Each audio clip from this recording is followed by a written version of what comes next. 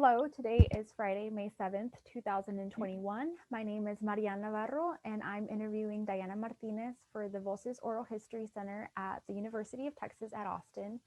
Please know, Mrs. Martinez, that this interview will be placed in the Nettie Lee Benson Latin American Collection Library at UT Austin. If there's anything that you do not wish to talk about, I will honor your wishes. Also, if there's something that you would like to talk about, please bring it up and we'll go ahead and talk about it. Because we're obviously not conducting this interview in person, I do need to record you consenting. So I'll ask you a series of 5 questions. Please say, yes, I agree, or no, I do not agree after each one. There are a couple of questions that we need to make sure that you agree to before we go on. So first, Voces wishes to archive your interview along with any other photographs and or documentation at the Benson Library at UT Austin. We will retain copyright of the interview and any other materials that you donate to Voces. Do you give Voces consent to archive your interview and your materials at the Benson Library? I agree.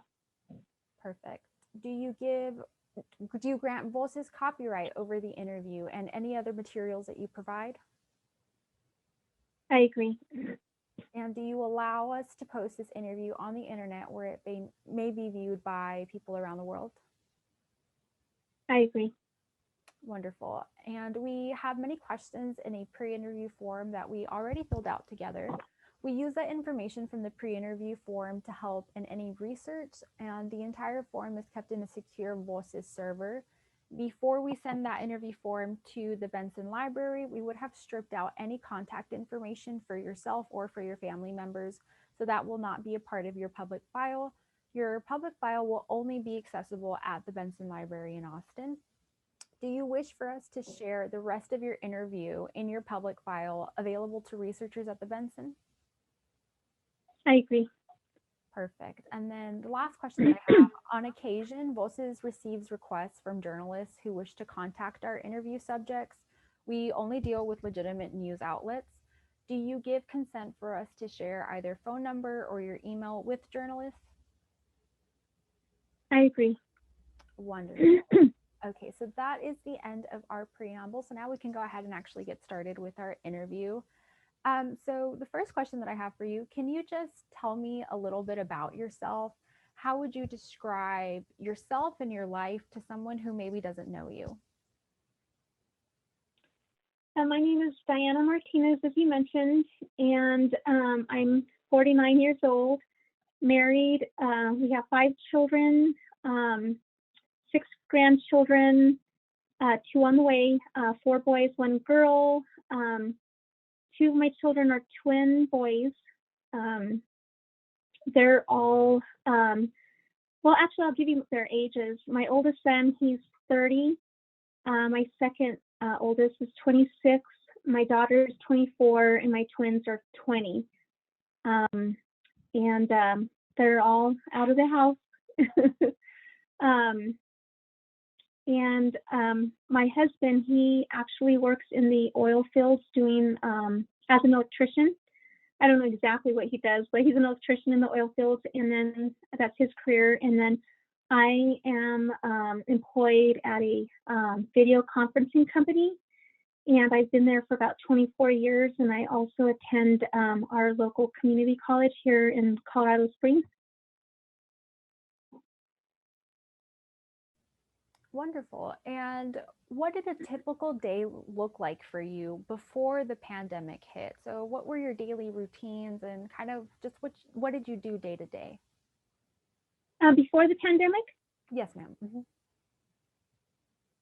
Well, I work full time, so I'm a manager at the place I'm employed at, and I tend to work a lot of hours. So we actually went into the office at that time, and was going to school, college.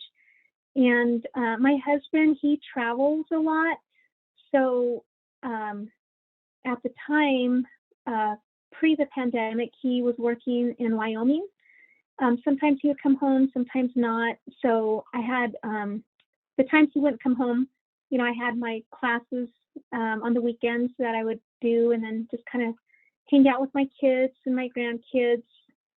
We have a huge Hispanic family, so You know, we spent a lot of time with them as well, parties and that kind of thing, weddings, quinceañeras. Like we're always, every weekend we have something to do.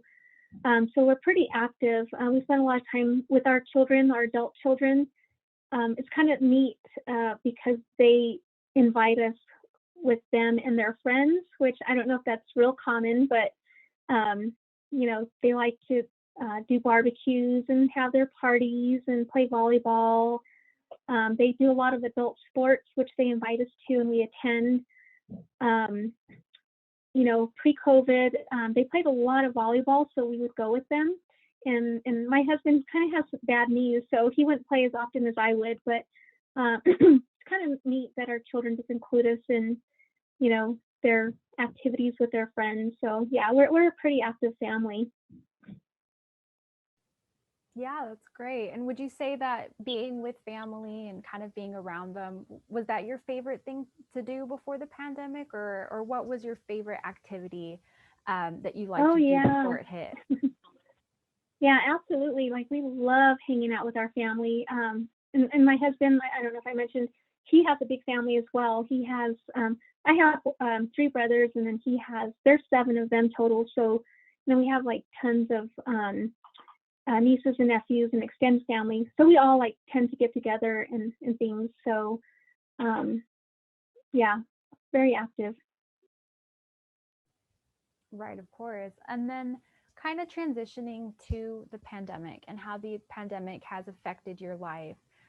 So firstly, how did you first learn about the COVID-19 pandemic? Where did you first hear about it? Where did I first hear about it? I know I had gotten sick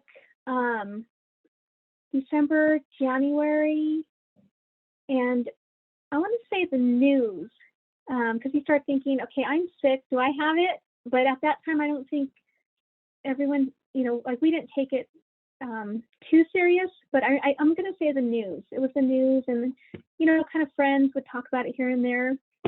And but I do remember being sick, around December, January. I ended up getting pneumonia, like in around January timeframe.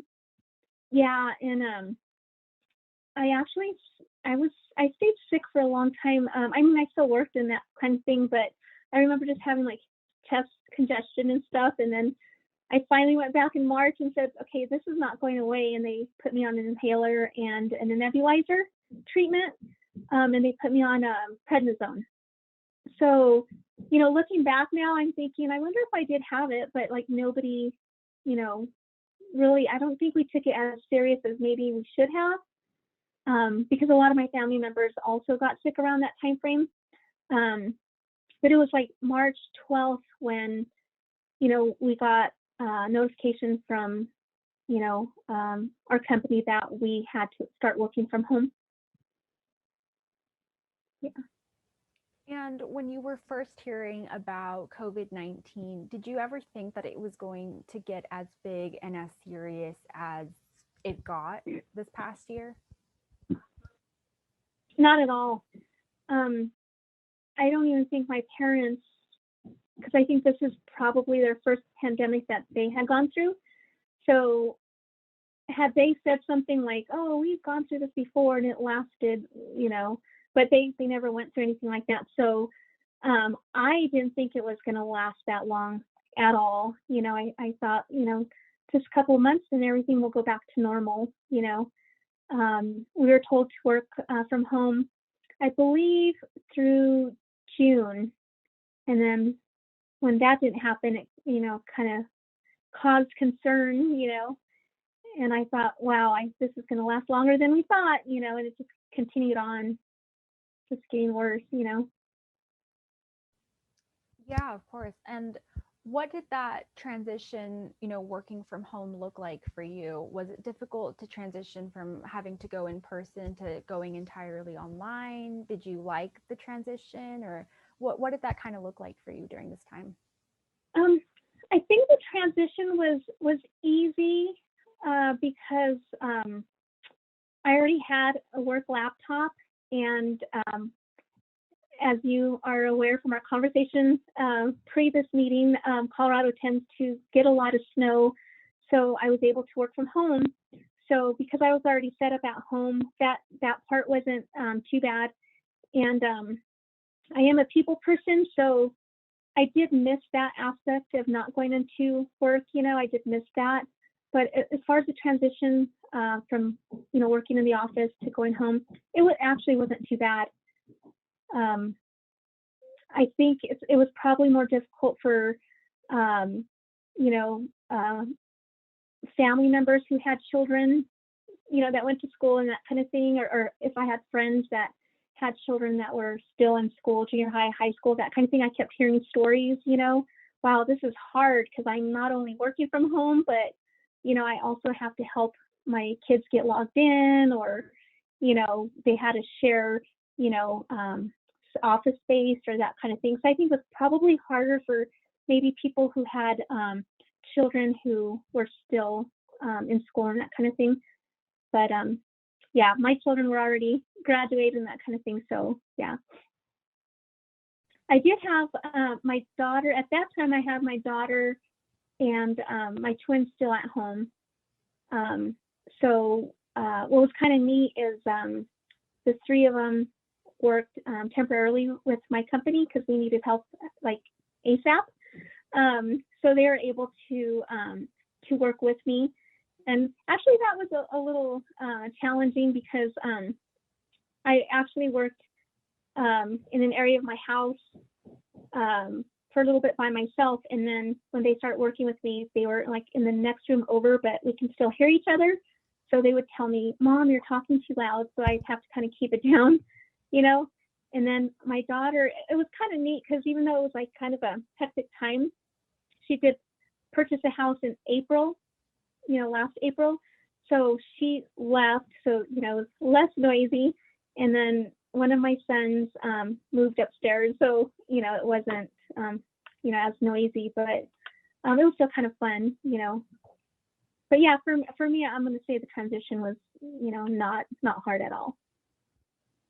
And speaking of your adult children and kind of the way that your interactions change with them, how did the pandemic affect the way that you interacted with the kids that weren't at home and your grandkids? How did it affect the way that you guys would see each other? It was hard because, we had never been through a pandemic. So we weren't quite sure how serious it was, but the media outlets let us know how serious it was. And, we watched the news a lot, listened to our governor talk about it and that kind of thing. So then we thought, we better take this serious. So, and like my company, they took it really serious. I mean, very serious, obviously, because they made us, work from home. So we didn't see my children that didn't live with us. We didn't see them for a while, and or friends, my parents, we didn't see. My parents are, in their 70s, and then my dad, he's in his 80s. So, we were very careful. So that was hard initially, and then I remember just constantly wiping things down, with Clorox and, wearing our masks and that kind of thing. I remember we were going to put our house on the market, and we had to get things, our home inspected because we had to finish our basement. And I remember, the person that came over wore his mask. I wore my mask. We stood 6 feet apart, that kind of thing. So we did take it really seriously initially. And when things got, I want to say maybe July timeframe, when they kind of lifted things, and, I came to visit my parents, but we still wore our masks and, that kind of thing. But it was hard not being able to see them. But at the same time, we were constantly on the phone with them and, that kind of thing. So, but yeah, I did miss them. Did you guys do like more FaceTime calls or any like Zoom calls or anything like that during this time? We did a lot of FaceTiming, and it's interesting because I'm really close with my kids. Like I talk to them every day, but we are a FaceTime. I mean, like right now, if I was to call my daughter, it'd be FaceTime. If I called my older son, like it's always FaceTime, you know. So we just got like used to FaceTiming. I think even pre-COVID, you know, we were FaceTiming. So yeah, that was pretty natural and stuff. And then kind of speaking about the severity of COVID, and you're saying that at certain points you didn't really know how serious it was. So do you remember at what point specifically during this past year and a couple of months, do you remember what point you thought to yourself, okay, this is something serious and this is something that we're going to be in it for the long haul? Do you remember what that point was for you? Excuse me. So I'm going to back up a little bit. I'm going to say July, August, when they, lifted some of the bans and things. Again, we spent a lot of time with our family, our extended family, my in-laws, cousins, and we were still gathering, like outside, at parks. Like the older generation, they would wear their masks and that kind of thing. And we made it a point not to like get, real close, that kind of thing. Or, I mean, we even got used to like not really hugging because we're a hugging family, shaking hands, Hispanics, we like to kiss, on the cheek and that kind of thing. So we refrained from doing that kind of thing because we were just like, we were still worried, but because some of the bans were lifting, we kind of let our guard down a little bit more, if you will. And, we'd go camping and that kind of thing. But again, I think our thought was, okay, we're, it's outside. We're not all, close together and that kind of thing. We all got our own cabins. We got a bigger cabin, but everybody had their own space and we were all like, bunched up and that kind of thing. And we weren't hearing of anyone in our family that got sick. Like we would hear, so-and-so's second cousin or got COVID, or someone from a different state got COVID. So I have to say that we did let down our guard a little bit more. Still, if we went to the store or a restaurant, we'd wear a mask and things. But I mean, we didn't, at that time, we didn't go out to restaurants too often. But I'm going to say that we did do a lot of barbecues and outside functions with our family. But I think we started, and then I'm going to say maybe September, October is when, we started hearing, okay, our cousin from Denver got COVID. Our cousin, from this side of the family got COVID. Okay, a friend got COVID. Uh-oh, now it's starting to hit home, And so I think it was probably in October. Like I said, my children play adult sports, and my boys play baseball. So we would we'd go watch them again outside, try not to stay too close to each other.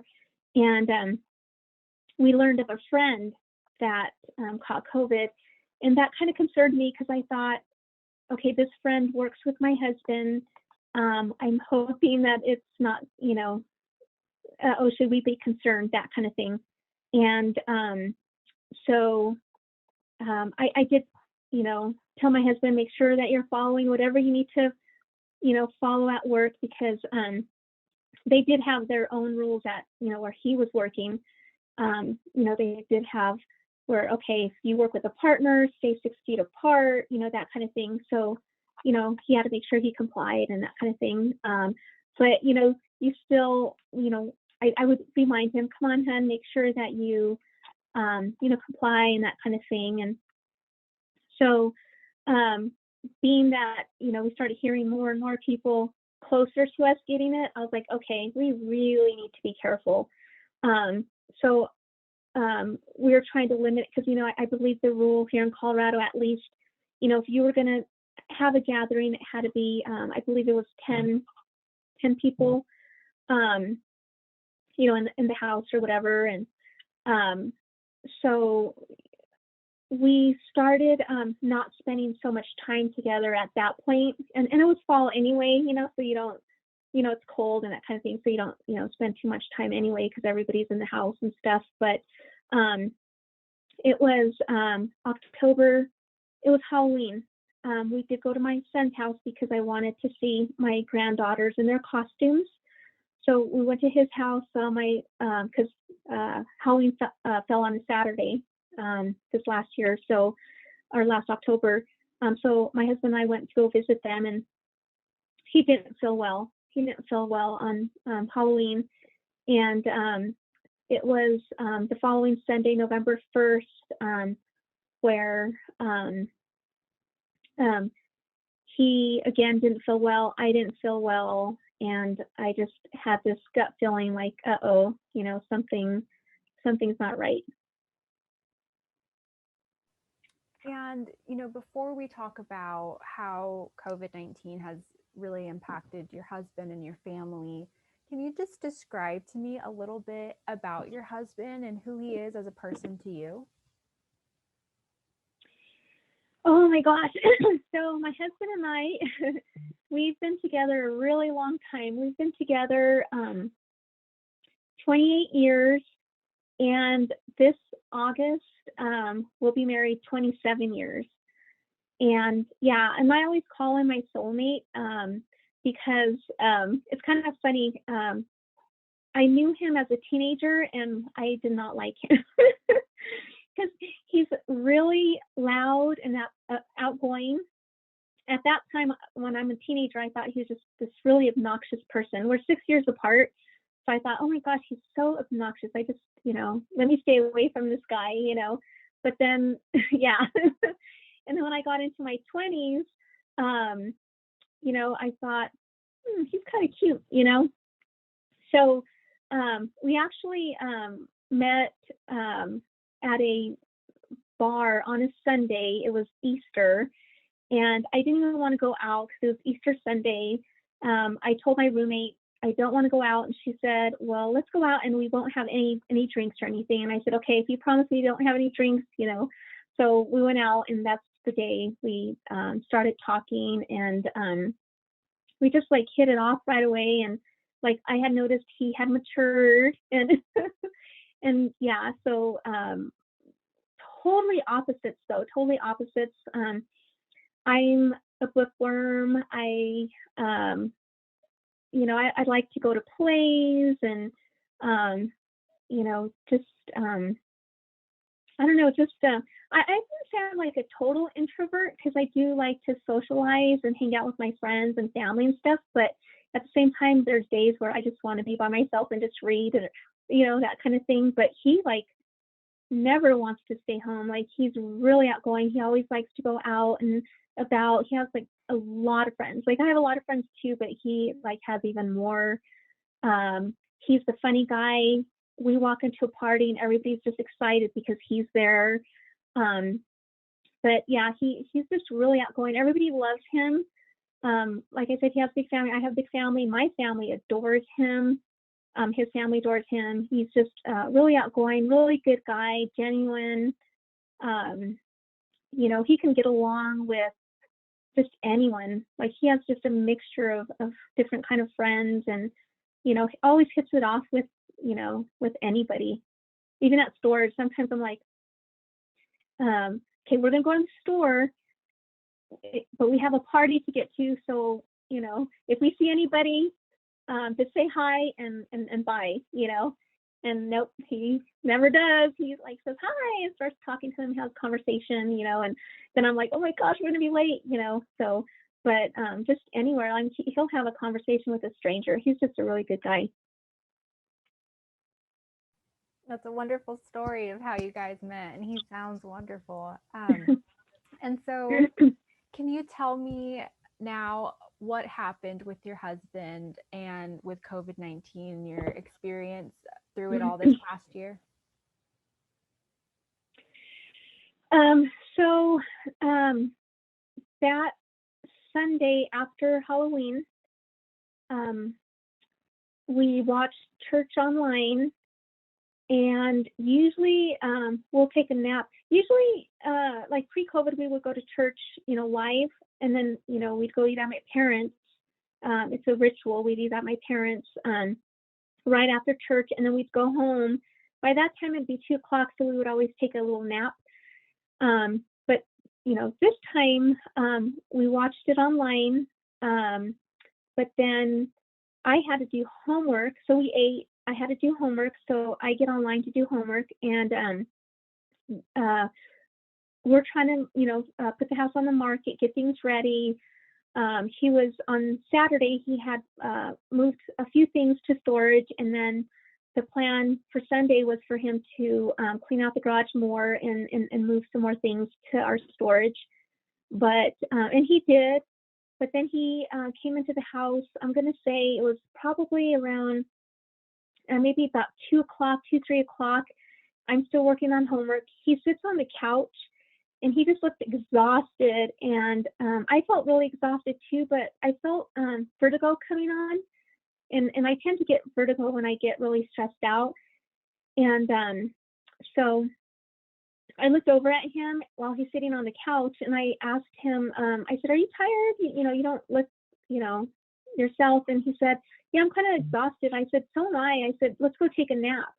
And he said, "Yeah, let's do." Because I told him that I felt like kind of like vertigo and nauseated, and I felt kind of warm too. So we went to go take a nap, and so I remember like kind of waking up really chilled, like cold. So I grabbed the blanket and I covered us both up. And he said, "Oh, thanks, hon." He said, "I have the chills." And I said, "So do I." And I was like, "That's, kind of weird," but still, I'm like, thinking, well, it can't be COVID, but that, like during that time period, everybody's thinking like the sniffles COVID, or, I might have COVID or whatever. So, we slept for the rest of that afternoon, and I'm going to say we woke up maybe about 6, because I remember running downstairs and emailing my professors, letting them know that there's no way I'm going to be able to finish my assignments, and kind of gave them a heads up, and then they responded. Went back upstairs, and he gets up, because he just doesn't feel good. He has a really bad side ache, and he needed to get sick. So he went to the restroom to get sick, and so he came back. We lay down a little bit more, but I actually felt better, and I thought, okay, let's go ahead and, since I'm feeling better, let's go ahead and take you in, because he seemed, he felt kind of warm too. So I said, "Let's just take you in." And he's like, "Yeah, we better."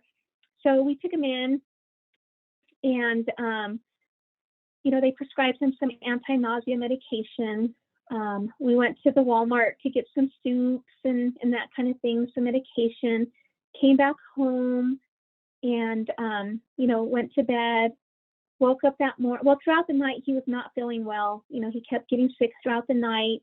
Come Monday morning, I have an early shift. I immediately reached out to my boss, who is just really amazing, and she's really flexible. Reached out to her. I said, "Hey, hubby is sick. I might be leaving early to take him in." She said, "No problem." As soon as 8 o'clock hit, I called his primary care physician, gave him all of the symptoms. He said, "Okay, bring him in." I think it was around 10-ish, if I remember right. Drove him in. At that point, his side ache was, it was so bad he could barely walk. So he was walking, hunched over. And, they called us back pretty quickly. And the nurse started asking us some questions, but my husband couldn't even sit down because he was in so much pain. His side was just extremely, like, he had a lot of pain. And we're thinking, well, it can't be COVID, because why is his side hurting, But at the same time, we're like, okay, let's just talk to the doctor some more, give him, all of his symptoms, that kind of thing, because he did seem like he had a fever. So, but we never took his temperature because we didn't have a thermometer at the house. And so he was in so much pain, the nurse didn't even finish her conversation with us. She just ran over, got the doctor. He ran into the room and he said, you know what, you guys need to go to the emergency room. So I, got in the car, took him to the emergency room, and get there. And I don't think they realized, because, they get so many patients and we all think our situation's an emergency, and it might not always be. So I don't think they took us as serious at the beginning. So they had us wait, and then my husband, had to lay down in the waiting room because he just did not feel good. They finally called us into triage. They took his temperature. At that time, he couldn't even sit down because it felt better for him to stand up and just kind of hunch over and then hold his side. And by this time, he has tears in his eyes. And the nurse came in and said, okay, well, we need, a urine sample, that kind of thing. We went out, did that, waited a little bit more. Finally, they called us back, to a room. The doctor came in right away, asked us for the symptoms. We told him, he's had a cough for a while, but he had a cold a couple months ago. So we just thought it was just kind of the residual, from the cold he had, a couple months ago. I go, but he has a cough, a really bad side ache. Last night, I told him last night we went to the urgent care or wherever we went, and his heart rate was up, and his oxygen levels were low. So we kind of gave him the whole scoop, and he said, "Oh, that sounds like COVID," and we're like, "Uh-oh," So he sent the nurse in to, take his blood. They left for about 20 minutes, came back, and sure enough, it tested positive. He tested positive. So they didn't let me leave right off the bat. They said, you can wait. We don't know if, they didn't know if I had COVID or not, but I was already with him for so long that they're like, go ahead and stay. But when we take him back into the room, you're not going to be able to stay. So we immediately called, actually it was him, because he is one of those people that he can be deathly ill and he won't say anything. Like, I have to dig. So looking at him, how I knew he was really sick was because of the side ache, because he kept, like pressing his side and that kind of thing. But they gave him some, I can't remember what medication they gave him, ibuprofen or something. And then, so it seemed like he felt better in that area, but he just was kind of quiet. But when he told me, "Hun, can you call Pastor Paul?" I knew, okay, he does not feel good if we're calling our pastor for prayer, So we called the daughter. The daughter had the pastor call us, and so he prayed with my husband, and then we hung up. And do you want me to keep going? Or okay. No, yeah, keep going. And if you need to take a break, go ahead. Take all the time you need. Okay. So doctors kept going in and out. I remember the main doctor, there was, I think, a physician's assistant and some nurses and like a technician. They kind of, throughout that whole evening, they kept going in and out and that kind of thing, and just kind of giving us updates. He did have a lot of inflammation, which made sense why he kept holding his side, because all of his major organs were inflamed. And he just looked really bad. And finally they said, okay, we're going to go ahead and get him into the room because there's some more things that, we have to do. And so they had me leave. And sorry.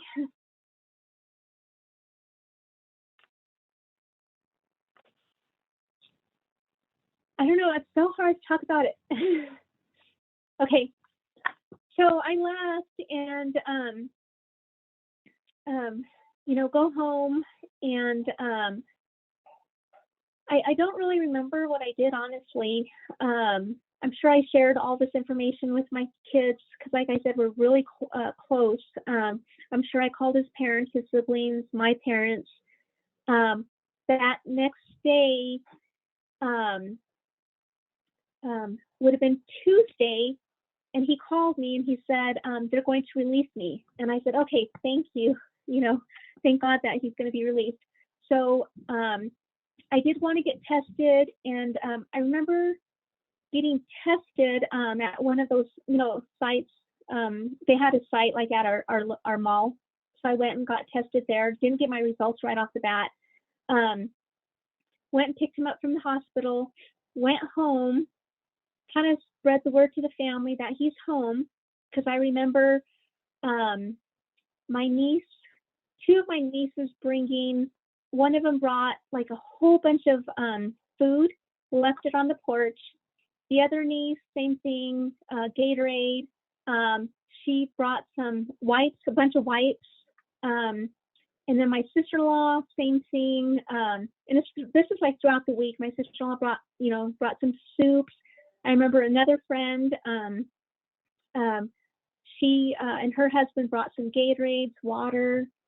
And then my boss brought us dinner, like really good dinner. I can't remember the restaurant, but really good dinner. So that whole week he wasn't getting better, but I couldn't tell if he was getting worse. It seemed kind of stable. They did send him home on oxygen, so he was on 2 liters of oxygen. He did have that really bad cough. They said to check for fevers. They had me giving him Tylenol, alternating between Tylenol and ibuprofen. And then, so I was giving him soup. He didn't really have an appetite that week. I'm trying to think what other medications, I gave him, they had me giving him, oh my gosh, I can't remember the cough syrup. Yeah, I can't remember, but so they had me giving him that medication. And then my family, they're really, again, they're Hispanic, so they're, really into like herbs and that kind of thing. So I don't know if you ever heard of ocha tea. So my mother-in-law sent over, she made some tea for us. She made that ocha tea, and then she made a bottle, but then she also sent over like the actual herb, and then gave me the instructions on how to make the tea. So I made this big old jar of that ocha tea, because that's supposed to help with your congestion. Yeah. And then my mom sent over some teas and some things too. And everybody's telling us about all of these remedies, and I'm trying out all these remedies to help, And so on Friday, I thought, okay, it doesn't seem he's getting worse just watching him, but he's not getting better. Like, why is he not getting better? Like, I'm giving him all these teas, this medicine, and he's not, like, his cough is still the same, still has a lot of congestion. He doesn't look good. He doesn't have an appetite.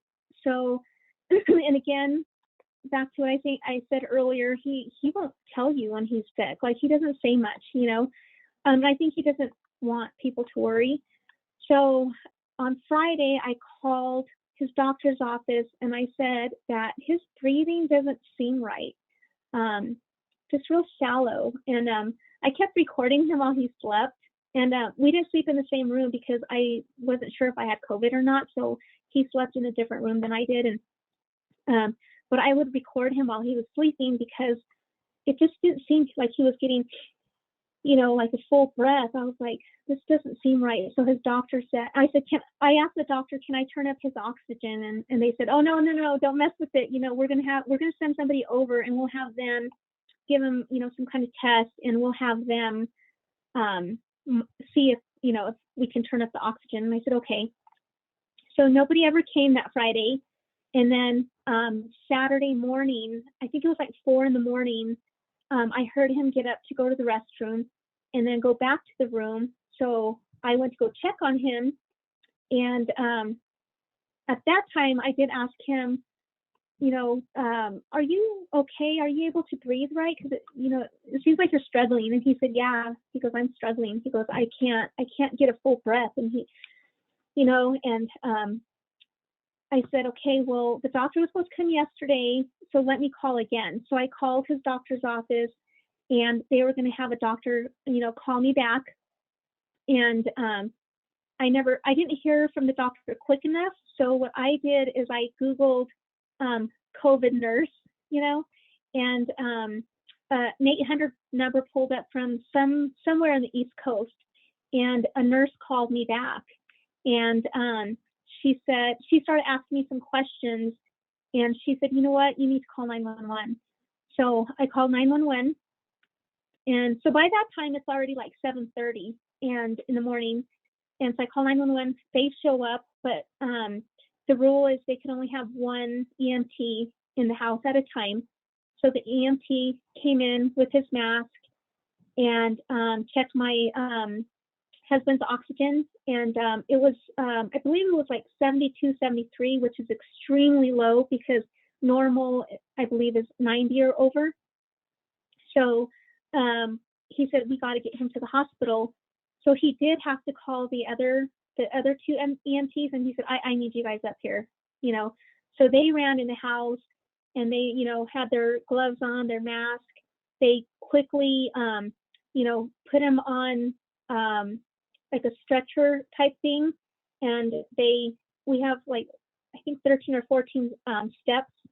So they put him on like that stretcher, and then they kind of like a sled, and they kind of slid him down, to get him outside. Yeah. And then onto the ambulance, and then they took him. And at that time I ran upstairs, and, I called our pastor, and I said, you really need to pray, call the rest of the family, told them what happened. I called the hospital to find out if there's any way I can go. They told me no. And I said, well, can you have a doctor call me to tell me, what's his status, what's going to happen, that kind of thing. Excuse me. And so a really nice doctor called me, and he said, we're going to go ahead and keep him overnight for observation. He's not going to be able to go home. We're going to keep him overnight. And I said, okay. And so I was able to call my husband, FaceTime, which was, so helpful. So I got to talk to him, and throughout this whole thing, I kept taking pictures, like, until he couldn't call me anymore. But like, I would, pick up my phone, and then, how you can screenshot. So I took a lot of pictures at the very beginning, and was not getting better. They had him on what you call a BiPAP. So, it covers your entire face. And so he was on that for that first week. He was on that BiPAP, and they had told us that they're just gonna, he's gonna have to stay there until he gets better. And I remember asking him, do you feel better? And he said no. He said, I feel miserable. What was nice is the nurses kept giving me status updates, because I couldn't go to the hospital. They would, give me updates. So I wanted to be considerate of them, because I wanted them to focus on the patients that they had there, and not have to like be talking to Dianna all day, because I will call all day, if I want to be courteous. And I said, okay, you guys tell me what are good times for me to call you guys, and they said, so they gave me a time frame. They said, like maybe around 7 or 8 o'clock in the morning, and then 10 o'clock at night. And I'm like, oh my gosh, I don't know if I can go that long without knowing how he's doing. Yeah, but at the same time, like I said, I want them to be able to take care of my husband, and then all the other patients too, and not get distracted by me, So I did comply, but there was times when I would, cheat and call like around 3, so morning, afternoon, night, So sometimes I would, call them in the afternoon. So the nurses were taught how to use, apparently the hospital bought the nurses iPads. I don't think each nurse, but, maybe each department maybe. And they showed them how to, do the Zoom conferencing with their iPad, if they couldn't figure it out, they would actually use their own phones and call me on their own phones. Yeah. And then I also developed a really good relationship with the chaplain, and she also used her phone, and I could call her, and she actually could walk up there to that floor and give me updates too. So that was helpful. So I wasn't like totally in the dark, you know? So I remember, so he got admitted on November 7th, and then he spent, that first week on the BiPAP, struggling. And I remember, struggling to breathe. And I remember that they finally, my husband has never had any type of anxiety, any kind of, panic disorder, anything like that. I have. So I know what it feels like. Not him. So he didn't know how to handle it. So he would take off the mask to see if he could breathe better. And they're like, nope, you need to put it back on. So, they put it back on. And then they eventually had to give him some medication to kind of calm him down, anti-anxiety medication. And so I don't know if that really helped. They also had to give him morphine, which is really harsh, but that's how bad it was. Like he couldn't breathe. He wasn't comfortable. So they gave him a really small dose of morphine. And so again, he's not improving. He's at that time, you could tell he was getting worse.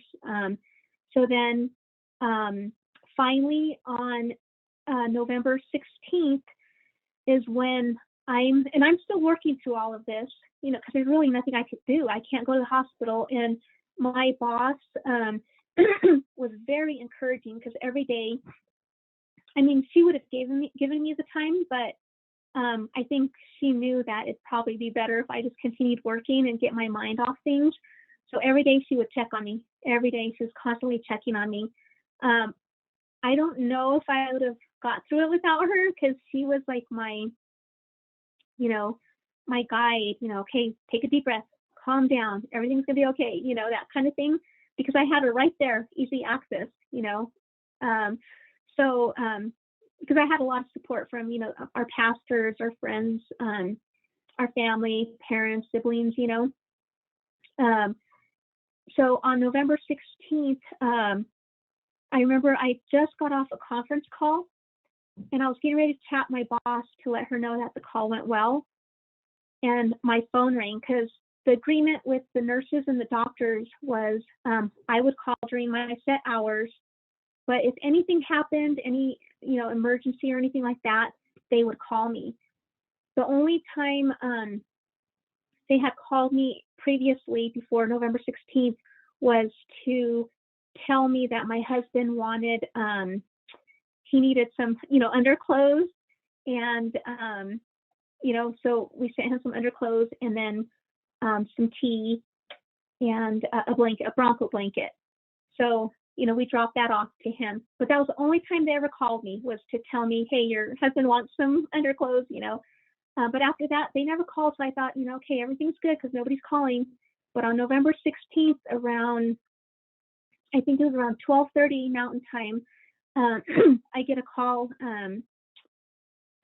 Sorry, here I go again.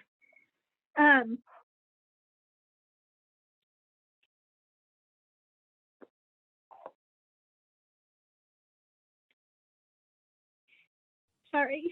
Take your time. Take your time. Okay.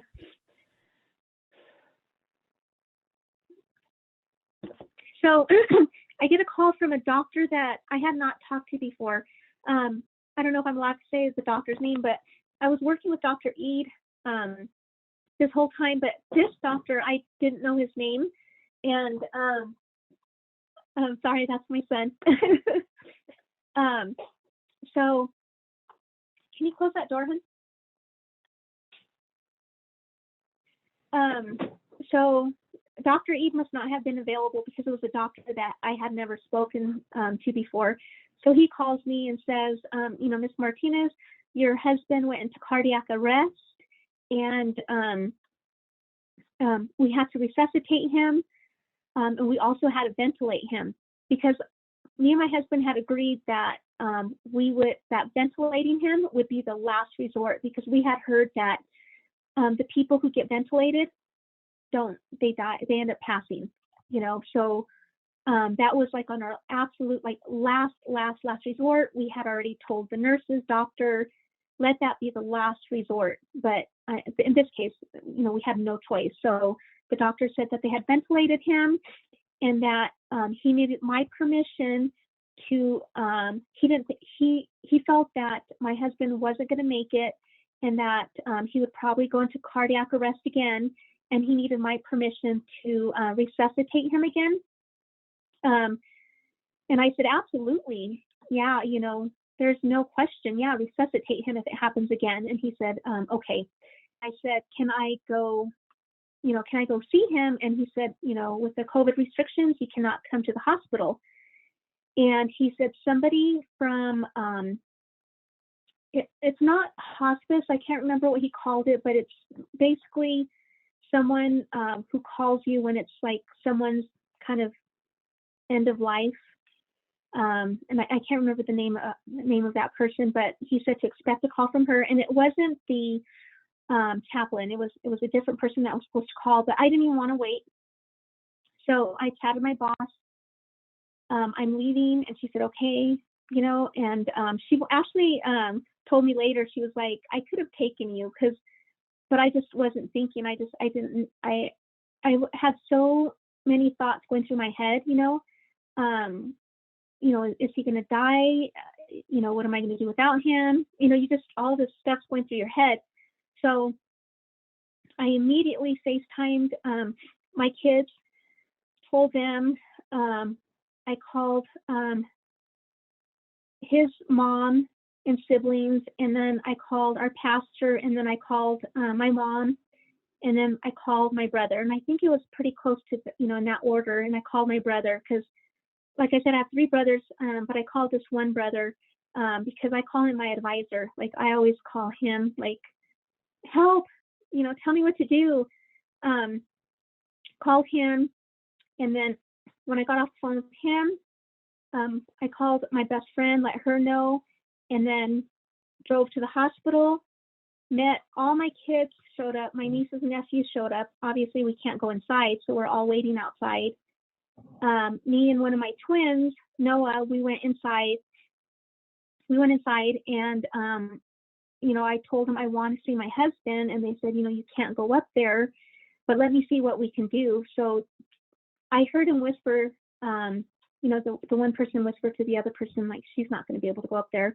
But I just, I was like, God, just please let me see him. So my son and I, we went to the corner, and we were just like standing there talking, and lo and behold, the chaplain comes downstairs, and she's holding a mask, and she said, Miss Martinez, and I went to her, and she said, I don't know what you did, she said, but they're going to let you see your husband. And later I found out that one of my twins called up there and talked to somebody. I don't know who he talked to, but he ended up talking to somebody. And so I put their mask, because I had my own mask on, but they wanted me to wear their mask, so I put their mask. And then so we walk up there, and so they let me see him through the window. So I'm watching him, and they have him ventilated and all connected, and so I'm just watching him. And then a nurse comes out and says, Miss Martinez, I'm the charge nurse. I'm Heather. I'm the one that you've been talking to, because she was like his main nurse. And I said, yeah, I remember you. And it's kind of funny because initially I thought, wow, this lady's just really rude and forthcoming, and I don't like that, but then later we became friends, and I just adore her. She's from New York. So she let me into the room, and there was probably about maybe 6 nurses around my husband. The chaplain was on the other side, and then me standing next to my husband. And the charge nurse said, you know what, we haven't been doing this, but because of all the circumstances, we're going to go ahead and give you approval I mean, we're all at risk right now. You know, you're at risk, but, you know, we're going to go ahead and take that risk, and we're going to give you a few minutes with your husband. Excuse me. So immediately I, you know, went to him, started talking to him. I told him, do not give up. The chaplain prayed for him. I prayed for him. But we're strong believers in Christ, and we believe in miracles.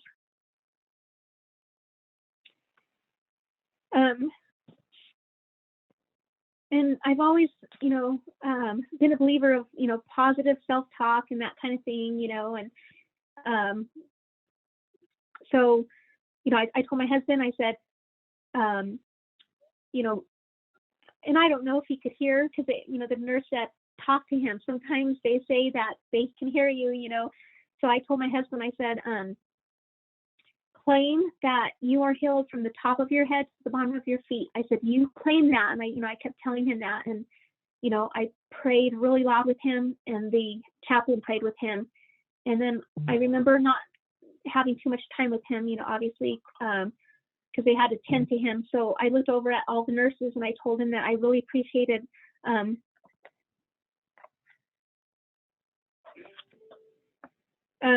I just told him that I appreciated them, and to take care of my husband. And so I left the room, and as soon as I left the room, Dr. Eid, who I never met in person, only on the phone, he runs over, and he's just this really positive, like energetic kind of doctor, you know. And the whole time I was talking to him on the phone previously, he told me, he goes, make sure you pray. Are you praying? You know, and he would tell me straight up, like he didn't sugarcoat anything. He told me at that point, he said, you know what, your husband is the sickest patient we have on this floor. And then previously he had told me that, I don't know if your husband's going to make it or not, but just keep praying. He goes, I don't know what, you know, the man above has planned for him, but just keep praying. Because, and I think he said that because every time like we'd get a negative result of some sort, you know, there was at one point he had some kind of infection, it cleared up, you know, something with his kidneys, it cleared up, like, you know, so things kept looking good. So I think he was like, just don't, he said, just keep praying, don't give up. And I said, okay. So he did give me hope. That doctor gave me a lot of hope, but at the same time, he was honest too. You know, we just don't know. And the chaplain told me too, she said, you're going to be on a roller coaster ride emotionally. And, you know, he's going to be on a roller coaster ride, because one day he could be fine, the next day not, you know. And so I remember leaving that day from the hospital, and, you know, going home, you know, calling all the same people, you know, and telling them just pray. I didn't really want to post anything on Facebook. I felt like there was this like stigma. If you caught COVID, you have the cooties, like stay away from me. I don't want to talk to you anymore, you know, that kind of thing. So I was like, I don't want people to know he has COVID. So my kids, they always ask me for permission, you know, when things happen like this, if they can post something. And because my kids post everything, but when it comes to like health stuff, like they always ask me first, you know. So my kids started posting, please pray for my dad. My kids took it really, really hard. They kept posting, you know, please pray for my dad. He's not doing good. And then, I mean, we just got this influx of friends and family reaching out, texting, instant messaging me, calling me. And I'm like, oh my gosh, I'm overwhelmed. But the good thing is my kids kind of stood in that gap, and, you know, they would reach out and give our family members updates and that kind of thing. And behind the scenes, they were telling people, yeah, my dad has COVID. And then finally I was like, you know what, just let them know, because maybe we can help, maybe we can help people who, end up getting tested positive or whatever, and maybe we can provide them support or whatever, So finally I was like, okay, just, it's okay, post the truth, because, but I think we got so much support. We had so much support. And it's kind of funny because even though my kids were saying pray for my dad, I don't think people realized how bad he was, because they were calling his phone. They started calling my husband's phone in the hospital. And of course, by that time it was already dead. His phone had died or whatever. But people would call me, oh, we're trying to call him, Well, my husband's name is Steve. I don't know. I don't think he cares, but he has a nickname. So, and I don't think he cares if we share it, but they kept calling me and saying, well, I'm trying to call Pee-wee and he's not answering. I'm like, he can't talk. He's intubated, But yeah, we had so much support. Like we really it just felt really good knowing we had all of that support, And okay, so back to when he got intubated, I go home again, let everybody know where he's at with that. And then, so, a lot of things happened from November 17th through 9 days later is when he woke up. Just medically, a lot of things happened. Really bad things, good things, but they had him on antibiotics, they had him on steroids, just whatever they could give him just to keep him comfortable. They had him on really potent medication, and then I remember a Sunday, I want to say I might have come from church because I think they had lifted the ban by then. But I remember being on the road and the doctor calling me and saying that it looks like he's going to wake up. He said, but I'm not sure. I don't want to take him off, because they had him on, I can't think, I'm drawing a blank, sedation. Like they had him on two different kind of like sedations. Yeah. And then paralytics. So I think they had him sedated, and then I think they had him on paralytics. So he said that he wasn't sure if he's quite ready, to take him off. But we'll discuss it later. So on Monday, I thought, well, I'll just call him on Monday and see what he had decided, Okay, so then come that Monday, I don't think, I believe I took him on maybe off of one of the paralytics because it was Tuesday. And I remember I usually take my breaks about 10 o'clock. And I take my breaks at 10 o'clock. Okay, now like more things are coming back. I remember we changed my call out time to the nurses. I think we changed it from 7, 8 o'clock. We changed it to 10 o'clock. So every day at 10 o'clock, I start calling them. So then I remember I was going to take a quick break so that I could call them at 10 o'clock. And so I went upstairs so that I could call them. And lo and behold, Heather, the nurse, she calls me and my heart sank. And like I almost dropped to my knees because I'm like, they're not supposed to call me unless something happens, So I was like afraid to answer. I was so afraid to answer the phone. So I went ahead and said, hello. And Heather said, don't worry, Diane, don't worry, everything's okay. And I was like, okay, thank you. And she said, I wanted to let you know that your husband's awake. And I said, oh my gosh, thank you, Jesus. And she said, yes. She goes, I can't believe it. And I said, I said, wow. I said, well, what happened? And she said, one of the nurses went in to check on him, and he was just sitting there with his eyes open. Well, like they kind of keep him up a little bit. His eyes were open.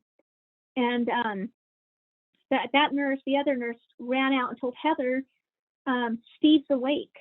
And Heather was like, there's no way that he's awake, because that's how bad of shape he was. So she runs into the room and says, hi, Steve. And of course, he can't talk. He has that tube down his throat.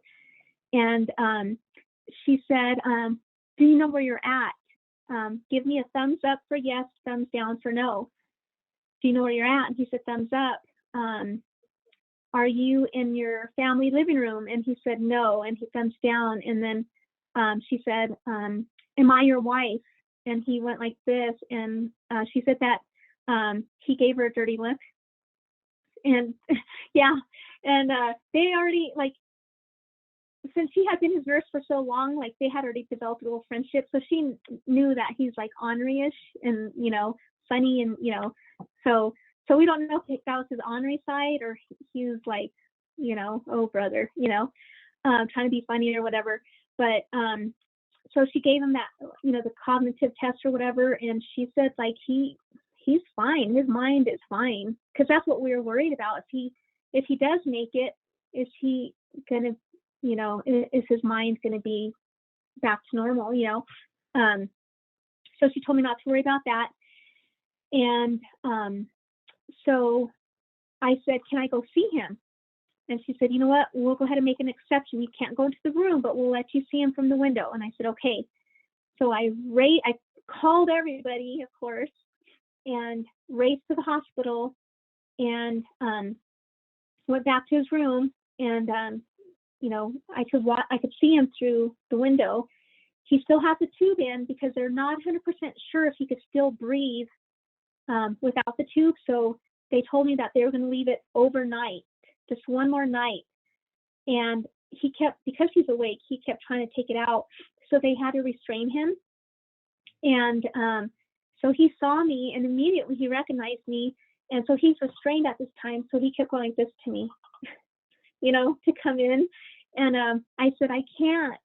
And then I'm trying to like draw on a piece of paper, you know, so that he can see, you know, what I drew. And so I just told him I love you, you know, and then I'm trying to find things in my purse that he can like, oh, you know, relate to or something. So I found some old pictures and I'm like kind of showing him these pictures and stuff. And then he's like, he kept going like this. And I said, I can't. And the nurse had told me that I could see him in a couple of days as long as I think it's, if he went 3 days without a fever, they might possibly let me in to the room.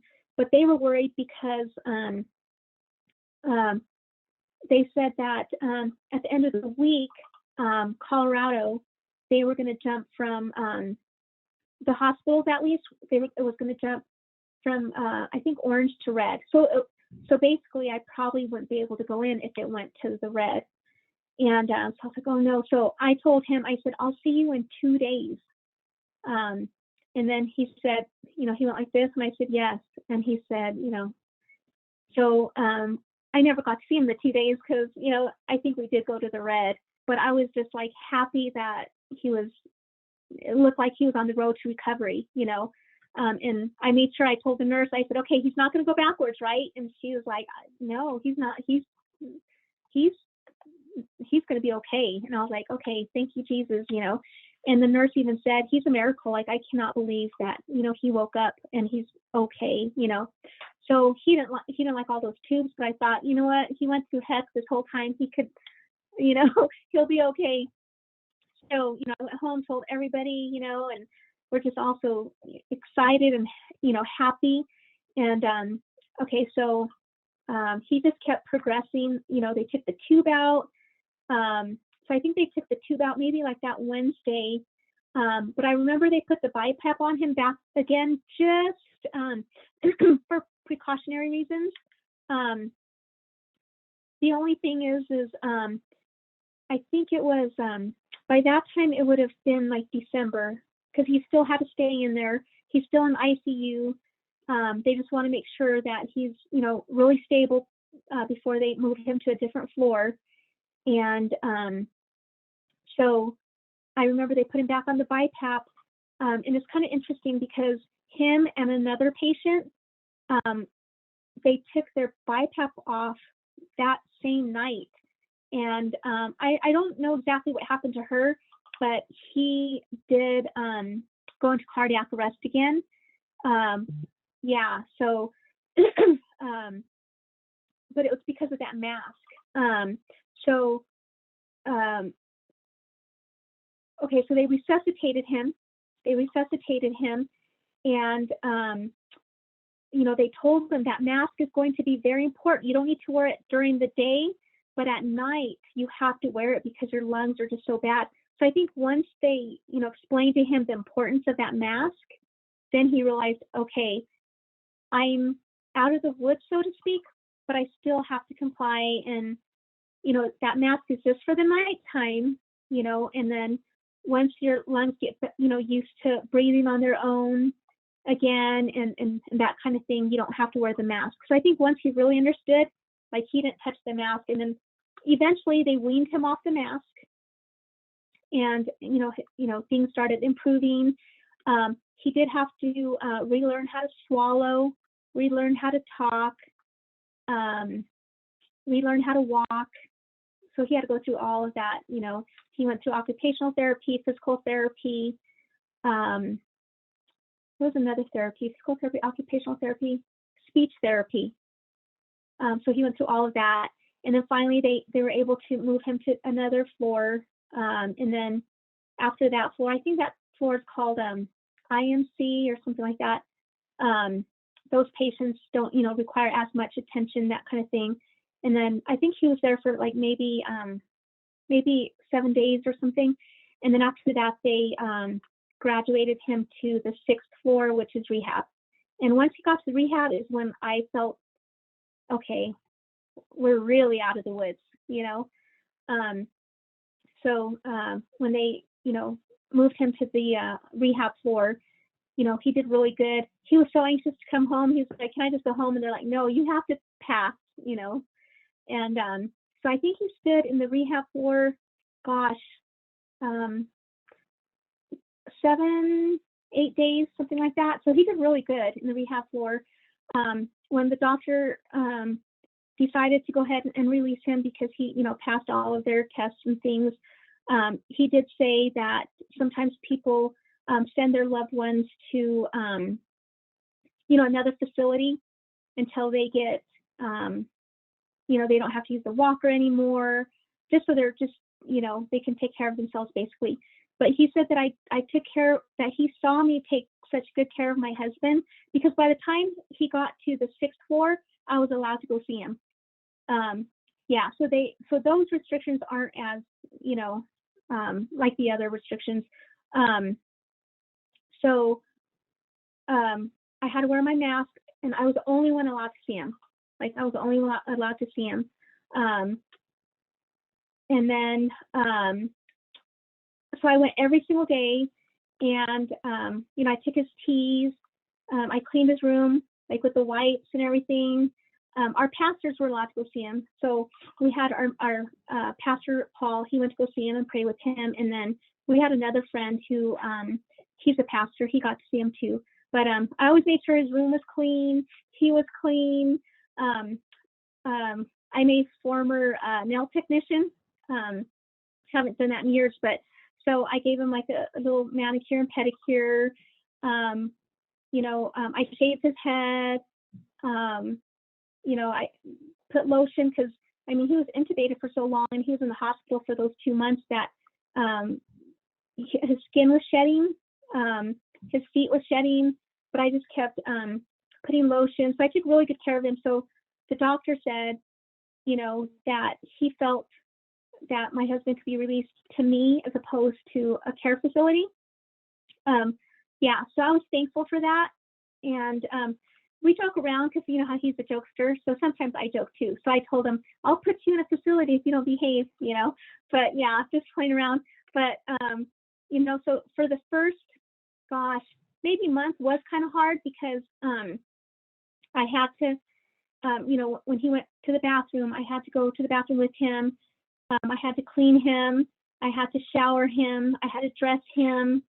I had to do everything, feed him. I had to do like just everything for him. But as he, gained his strength, he was able to eventually go to the bathroom by himself, shower by himself.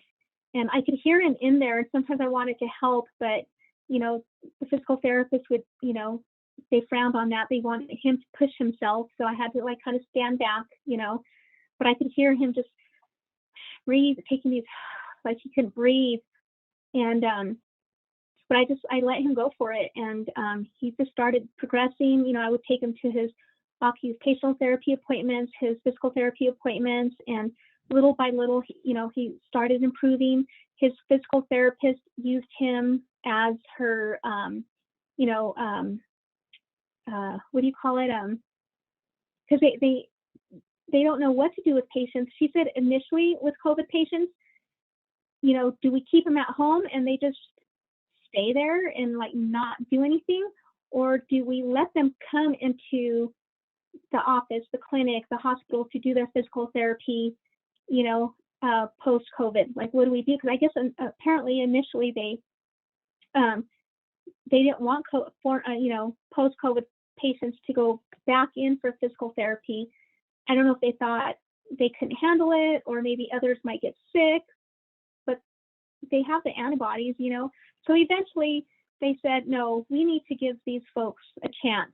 We need to give them physical therapy. So eventually they start allowing these post-COVID patients to go in for physical therapy.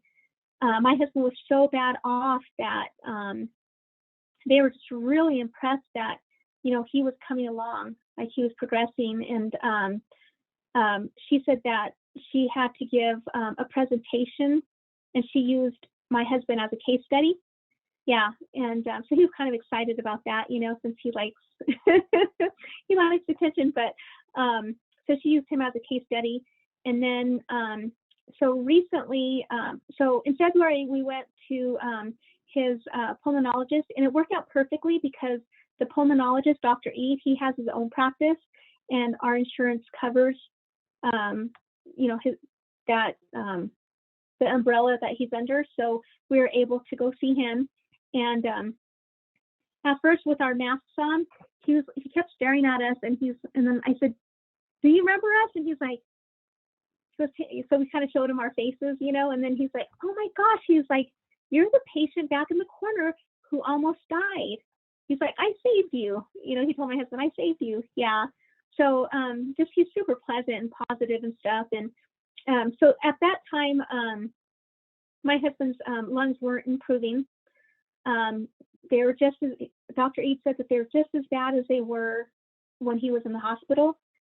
Well, compared to the x-rays that, he had saw from the hospital, they were just as bad. So he said, let's just, give it time. He said, that's what we're doing. We're just giving patients time to see if, he said the scar tissue will be there, but he can show improvement in other areas. So he said, let's just give it some time, So we left, and a little discouraged, but at the same time, he said he can do whatever he wants. He can work out, because one of my sons wants to put him on a workout regimen.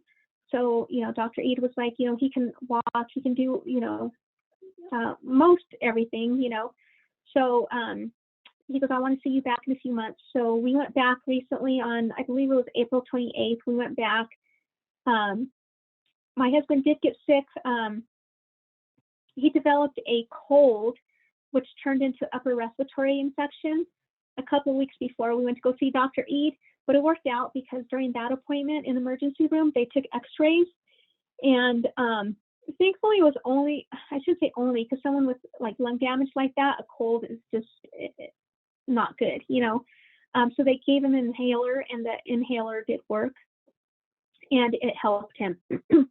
And so Dr. Ede was able to go into the computer and see that we didn't have to take more x-rays, that he already had them, easy access. So he was able to look at them, and he said, you know what, there's like no improvement. He said, there's no improvement. He said, so he showed it to me, and he said, like, I can't even show you a space that's clear, because there's just, he still has a lot of inflammation, scar tissue, that kind of thing. And so he stayed staring at us, not talking for a while, which kind of alarmed us, because we thought, uh-oh, like what's he going to say next? So he's just kind of he actually went like this and then kind of crossed his arms, looking at it. Yeah. Then he kind of went like this. So he said, Steve, he goes, you know, you're a miracle, right? And we're like, yeah. And then he said, therefore, you know, you're not supposed to, and then I finished the sentence. I go, be here?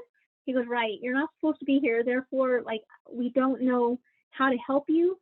But he said him and his colleagues, you know, came up with an alternative. And, you know, he I don't know if I'm supposed to say it live, but, you know, he said, we're trying this medication and this medication together. I can't guarantee it'll work. I can't promise you anything, but if you guys are willing to try it, you know, it's up to you, or we can just not try it and then just kind of see what happens, you know, let time, you know, sometimes time can heal things. But we're willing to try it. So my husband's going to try it. And he said, you know, he's going to monitor my husband closely. Every 3 weeks, my husband's going to go in. And I asked him for side effects. He said there are some side effects. One of them's diabetes, so, you know, we're kind of concerned about that. And but we're just going to play it by ear. If you know, if these side effects are too major, or we notice some side effects, then we might just stop it, you know, and just give it more time. You know, the doctor felt like by this amount of time, because he was released from the hospital December 30th, and we saw him on April 28th. He felt that there should have been some improvement, you know, and there wasn't. We're still not giving up hope. My husband, like right now, he's out and about with one of my sons. He's not giving up. Like, you know, we still go to church. You know, every so often we'll go out to eat. His friends will pick him up and take him to lunch. He did get vaccinated. You know, he did get vaccinated. He was one of the first ones to get vaccinated. So he feels good about that.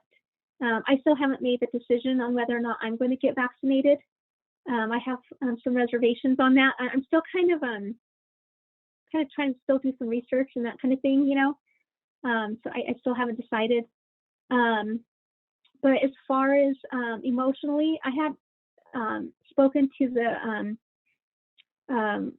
chaplain months back, and I had asked her if she felt that my husband would benefit from counseling, because I had read some articles about how nurses are kind of acting as counselors. You know, they're getting these patients through a lot since they can't, you know, see their family members or have visits and that kind of thing. So I asked her, and she goes, you know what, your husband's just always so lively and you know, friendly and that kind of thing. And no, she goes, I don't think he needs it. And I said, okay, you know, but honestly, I think that's a cover up. So, and the reason why I'm going to share this,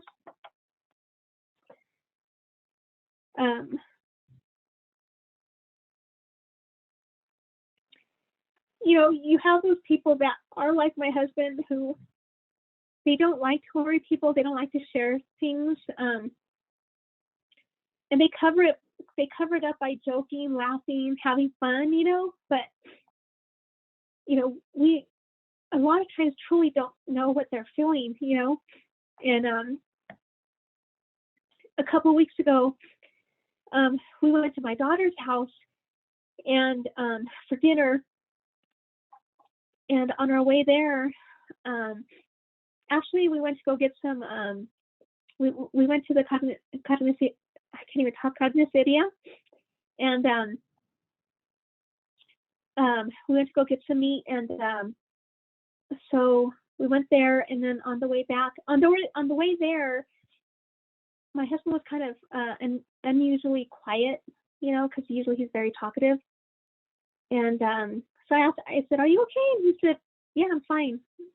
And I'm like, "Okay." So we went, got the meat, and then headed back to my daughter's. And he said, "Oh, this is the day we took him to the emergency room when he had that upper respiratory infection." But it was that same day. so we're driving back, and I looked at him, and he had like kind of like tears. And I said, "Are you okay?" And he said, I'm fine. And I said, "No, you're not fine." I said, "I've been married to you for many years." I go, "I know you're not fine." I said, "Something's wrong." And he goes, I'm just frustrated." And I said, "Why?" And he said, "Because I'm still on this oxygen. I'm not getting better. And, it's just discouraging." And I said, "Yeah, I get it." I said, "But, we have to have faith." I said, "I don't think it's been long enough. He got out December 30th.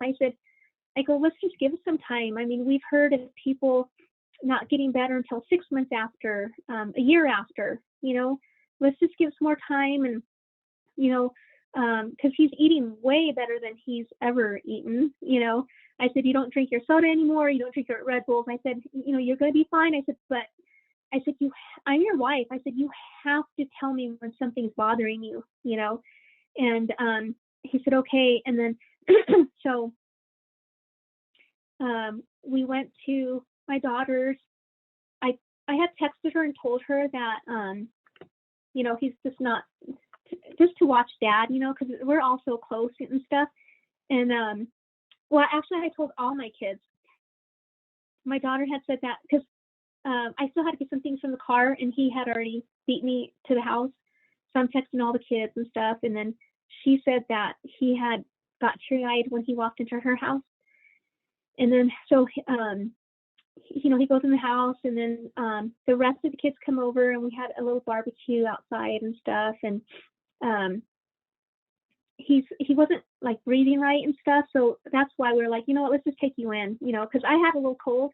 And I just thought, I bet you I gave it to him. I said, "So we're going to go." I said, "Let's go to the emergency room." And that's that evening, about 9 o'clock, we went to the emergency room. And then on our way to the emergency room, he burst out in tears. He ended up bursting out. And out of all the years that my husband, we've been married, I think he's only cried about like full blown, like cry, probably like that I've witnessed about 4 times, because usually he just has a little tears, but not full blown. And he told me, he said, "You know what?" He said, he said that, sorry. He said, "The reason why I was so upset earlier," he said, "is because I don't want to die." He said, "I don't want to die." And I said, "I know you don't." I said, "But you have to tell me when things are bothering you so that we can talk about it. We can pray about it. Maybe you need counseling, that kind of thing." So that kind of scares me, because he does keep things inside, because that's just his personality, And so my plan going forward, since that, that incident, I'm watching him more. And, we go to Bible studies twice a week.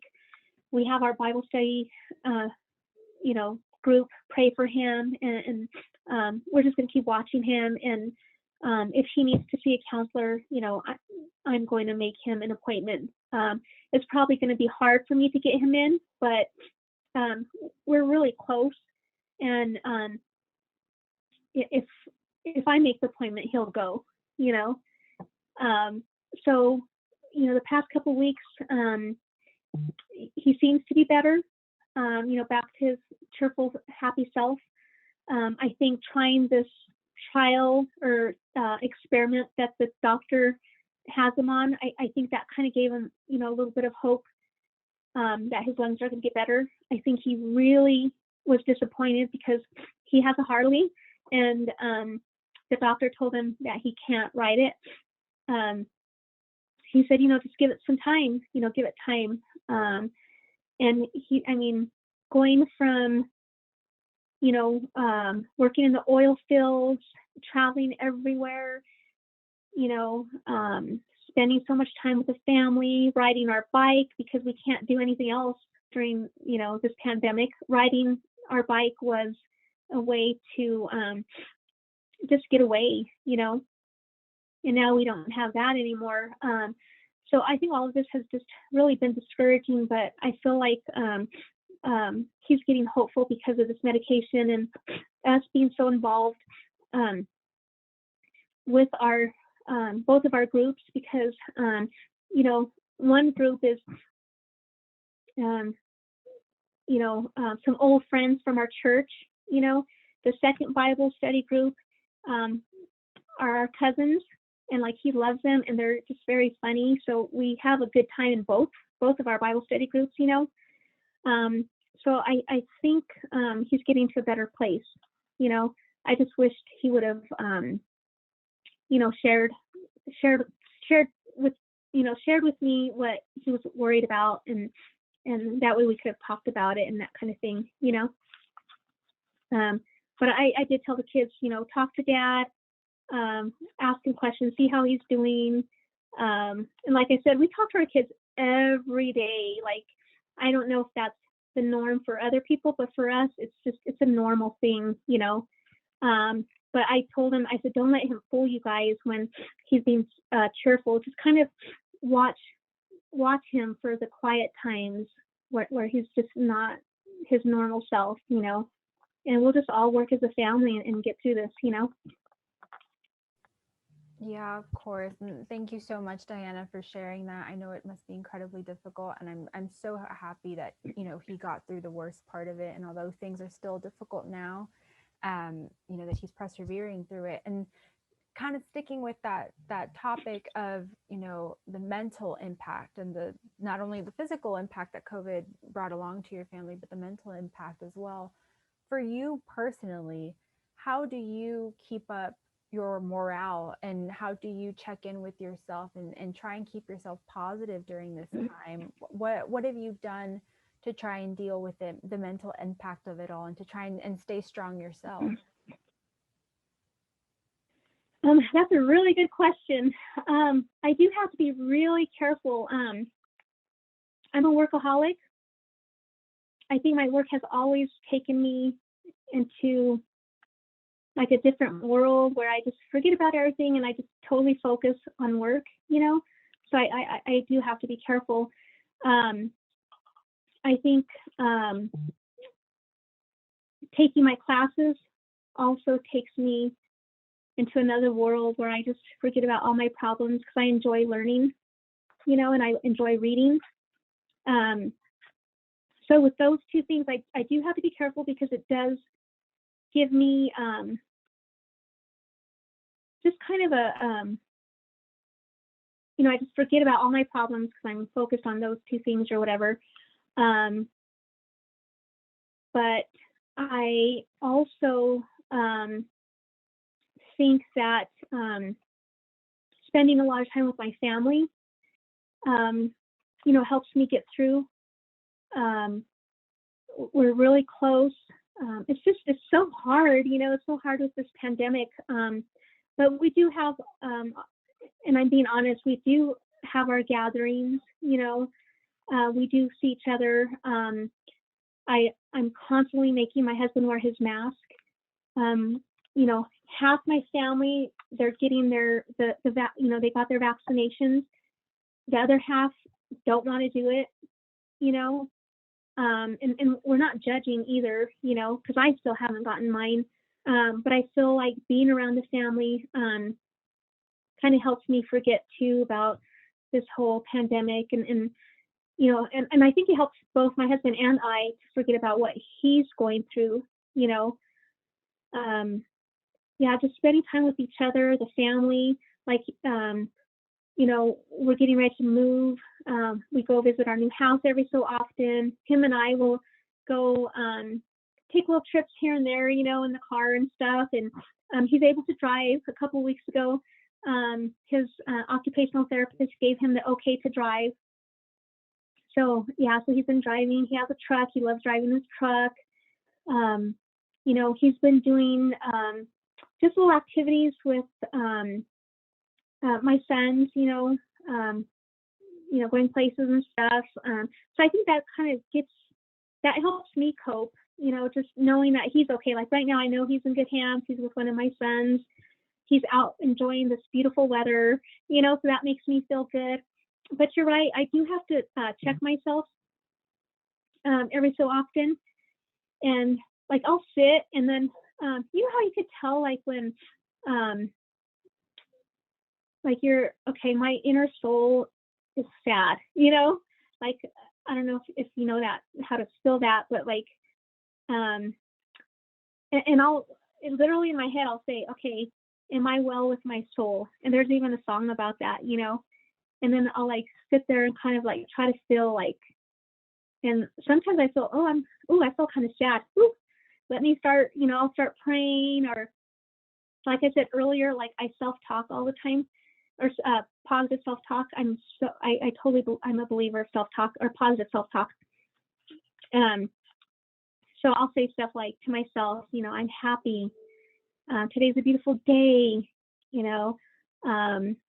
just positive. Just I feed myself like with positive thoughts and stuff, and then sometimes I'll sit there and then I'm like, I am good with like I feel good, like I'm fine, that kind of thing. But I do check with myself like constantly, because I just never want to get into like a dark spot, and because I've experienced that before, so I know how to check myself.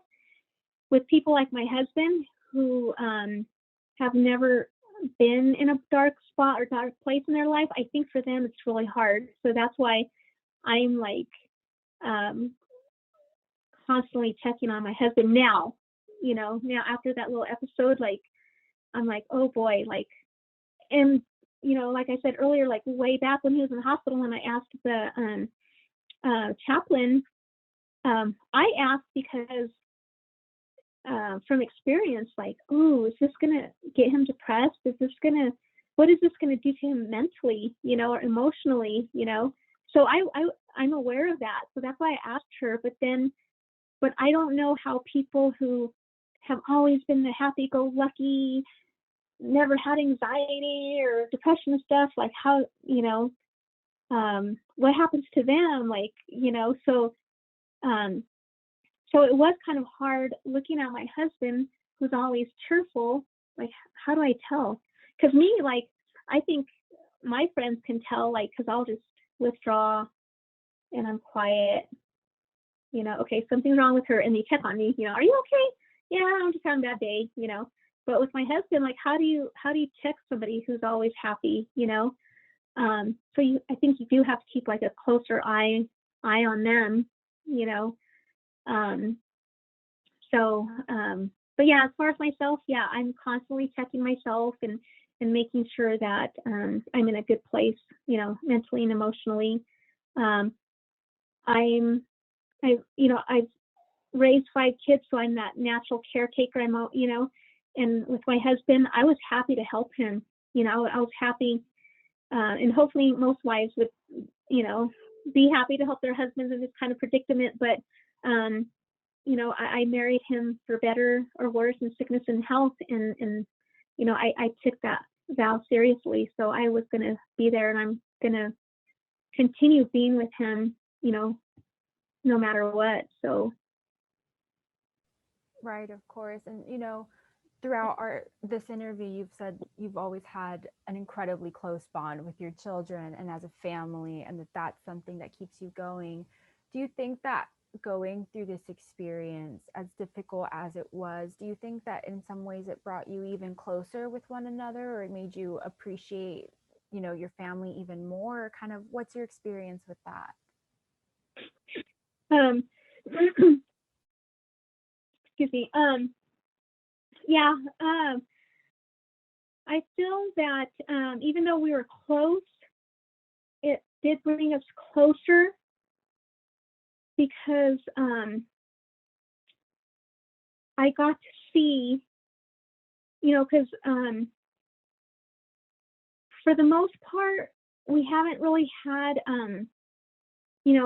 my father-in-law passed away, we took that hard. My dad had a heart attack a few years back, we, took that hard. So we've gone through traumatic events like that before, but they were much younger. And, when you're younger, you don't quite, know how to express yourself. And then they're little, they're only, they're 10, 11, you're not going to probably break down in front of them because you don't want them to get worried because they're so little, So all these years later, we experienced this huge traumatic event. Their best friend, their father, my husband, almost died. Well, he died and got, brought back to life. And, he went through all of this stuff. Like, I don't think my children have ever seen me go through something this challenging or life-changing traumatic event, because I was, FaceTiming them. Like, if I would have a bad moment because I feel like prayer helped. Can I get tissue really quick? Okay. Yeah, of course, of course.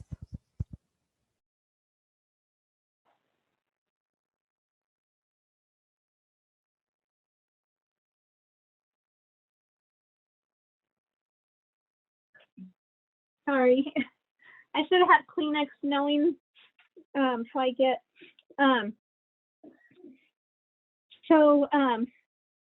Praying a lot helped give me a peace. I had a peace because I didn't know if my husband was going to make it or not. So I had this peace that I was going to be okay if he didn't. I was going to be okay if he did. I had this peace.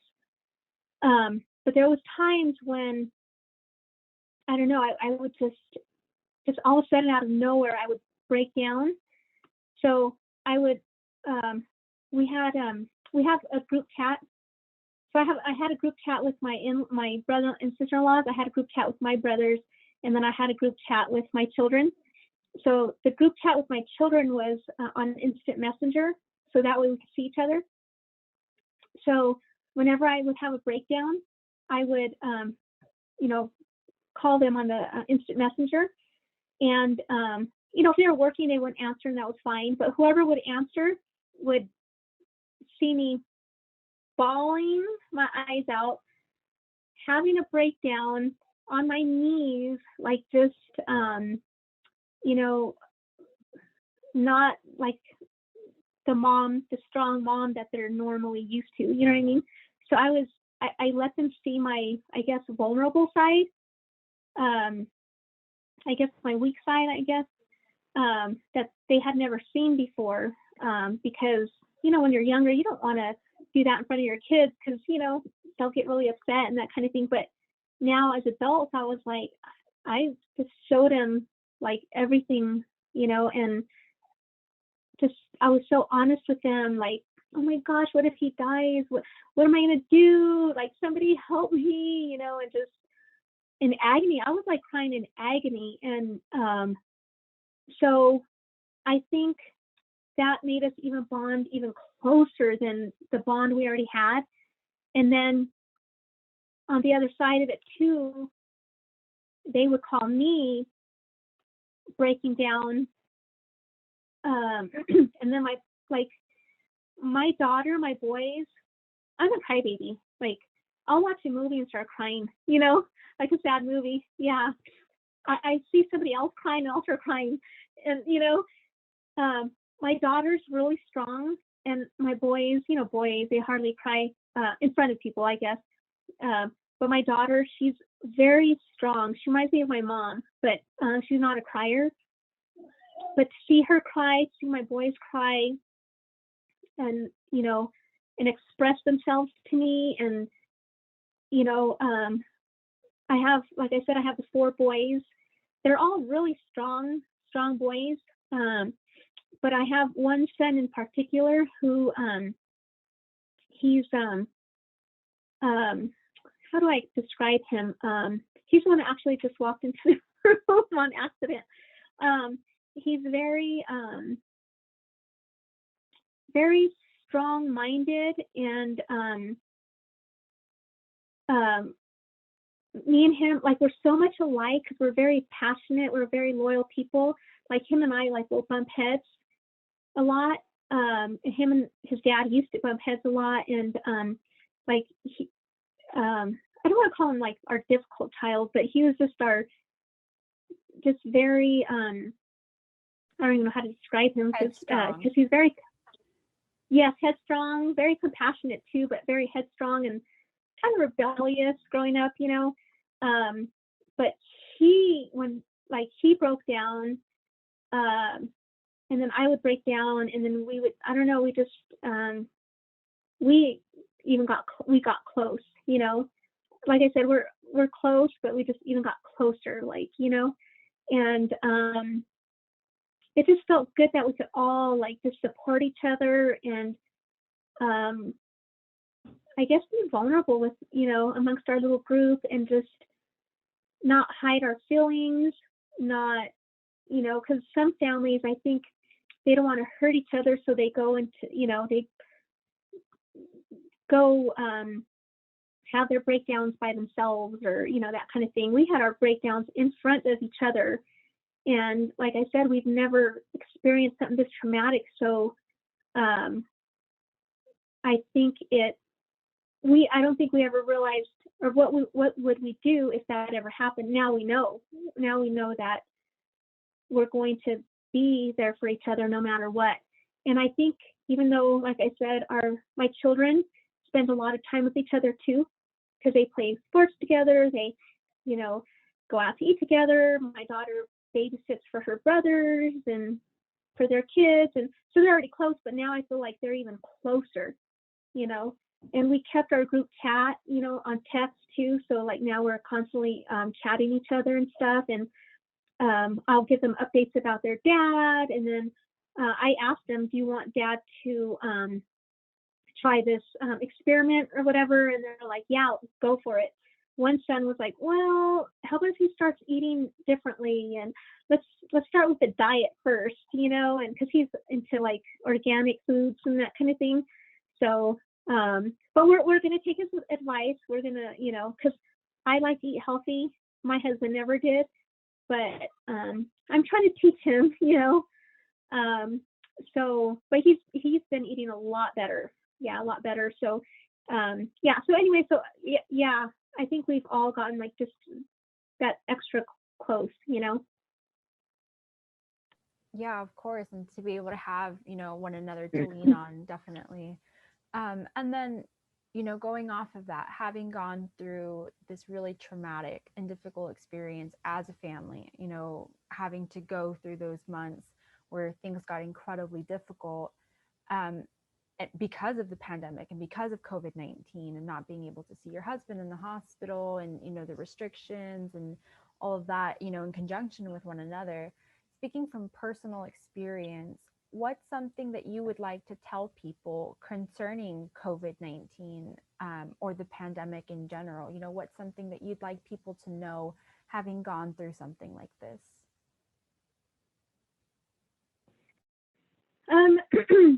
To take it serious for sure. I know we went the majority of the summer not really taking it as serious as we probably should have. We're thankful that in the summertime, none of us, contracted COVID. Well, at least my children in the group that we, hung out with.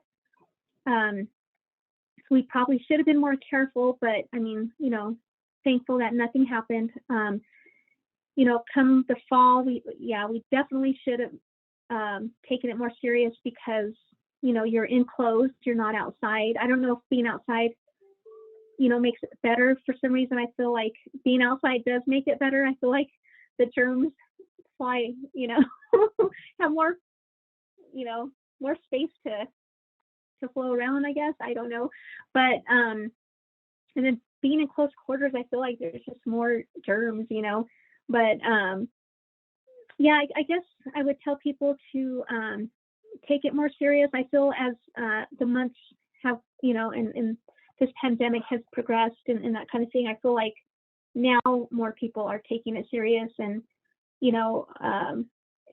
it's kind of like you're not going to meet somebody who hasn't been impacted nowadays. At the beginning, you didn't hear about it very much. It was like I mentioned at the very beginning, it was, so and so's second cousin or a friend of a friend of a friend. But now it's like, oh, my aunt had it or cousin, So I feel like people are taking it more serious. But that's what I would tell people: take it more serious. If you do want to get vaccinated, I do recommend that you do all the research that you can and what's out there, because what is out there, but research what you can. If you don't want to take it, like, I don't feel you should be judged if you don't want to take the vaccine.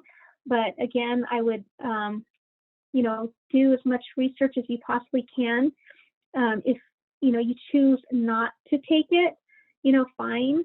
I'm really careful with my family members, because my parents did get vaccinated. My mother-in-law and my aunt, she's actually my favorite aunt. She's in her 80s. My mother-in-law, she's in her early 80s. Those two, chose not to get vaccinated. I do want to see them. So when we're around them, the other day I saw my aunt, for instance, and I'm like, she had her mask with her, and I said, put your mask on, put your mask on. And I'm like, kind of trying to stay away from them. Yeah.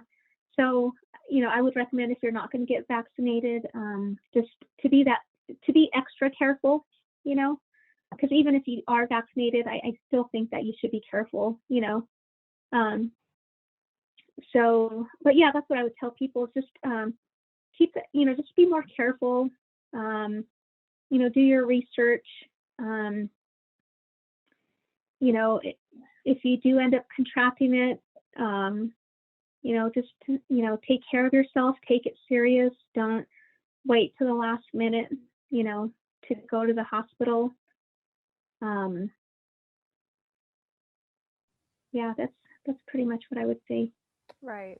And then, apart from the physical toll that, or I'm sorry, you know, like I said, this has been such a difficult time, but your husband spent so much time at the hospital, and then, in physical therapy, in recovery, that's a long process to be, with doctors and in the hospital room, and the costs that are implicated with that. So, what have been the financial implications that you and your family have faced as a result of COVID-19, and how have you dealt with them?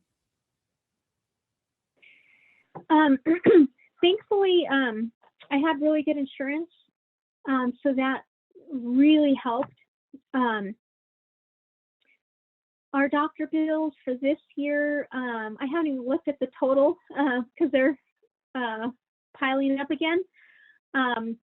But at the end of his hospital stay, when I looked online at his doctor bill, it was over $800,000. Yeah. So again, thankfully, I had really good insurance. I don't know what we would have done if we didn't have my insurance, but I did have to pay a lot of, you have to pay your deductible and your out of pocket and that kind of thing. So that wrapped up pretty quickly. What helped is we did do a GoFundMe. I hesitated for a long time because I was embarrassed and kind of prideful. I was like, no, I don't want no one's help. I could do it on my own, And I actually talked to my boss, and she's the one that encouraged me, to go ahead and do it. And other family members were like, you helped other people, it's okay to ask for help sometimes, but sometimes you just feel like, there's probably people like way worse than me, like, but I went ahead and went for it. And, we didn't do this like huge amount or anything. We just, my best friend, she's the one that set it up, shared it on Facebook, and then all my kids shared it and that kind of thing. So we're extremely grateful because people who we don't even know donated. So we ended up, people ended up donating a little over about 5,000, and that was like, yeah. So that was really helpful. I also had people Venmo me and Cash App me, which was a surprise because I looked and I'm like, what is this? I looked at my phone and I'm like, oh my gosh, friends from work, they're the ones that did the Venmo Cash App. And I'm like, oh my gosh, no, you don't have to help, but that's how I am. Like, I want to help you. I don't want help, that's how I've always been. But, I just had to let go of that pride. It's okay, it's okay to ask for help. So, like I said, I was extremely grateful for all the donations and that kind of thing. And, people bringing, because even after my husband got released from the hospital, we stayed with my parents. And we had so many people. They started a food train. One of my son's girlfriend's mother, she's the one that did a food train. And so we just had people bringing food every day and dropping off food and stuff. So I was really grateful for that. So financially, it's been a struggle. We're finally getting back on our feet. My husband obviously, couldn't work, and but it financially it was huge, because you're never prepared for this. Like, we did the Dave Ramsey course, and years ago and stuff, and he talks about trying to get out of debt and stuff, and I think that's a good idea, because the less debt you have, and then if something like this happens, then you're in a better place. So luckily I had already started paying off a lot of my credit cards and debt and that kind of thing, because we were going to put the house on the market, and so I was trying to pay down debt and things. But I think now we're in a better position. We're starting to get back on our feet, and so now I think we're good. But I would recommend, to always have some kind of insurance, and secondly is, try to have your debt paid down, because you never know, like, what could happen. Another thing I would recommend is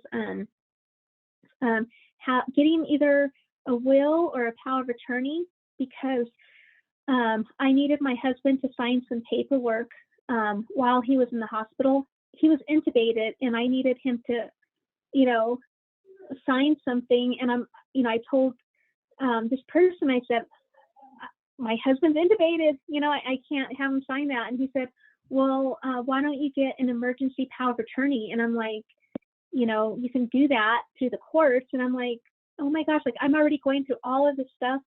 There's no way. That was just added pressure. So I was like, nope, I can't sign that document. So I didn't, I didn't sign that document. And then later, after he was extubated, and barely able to talk,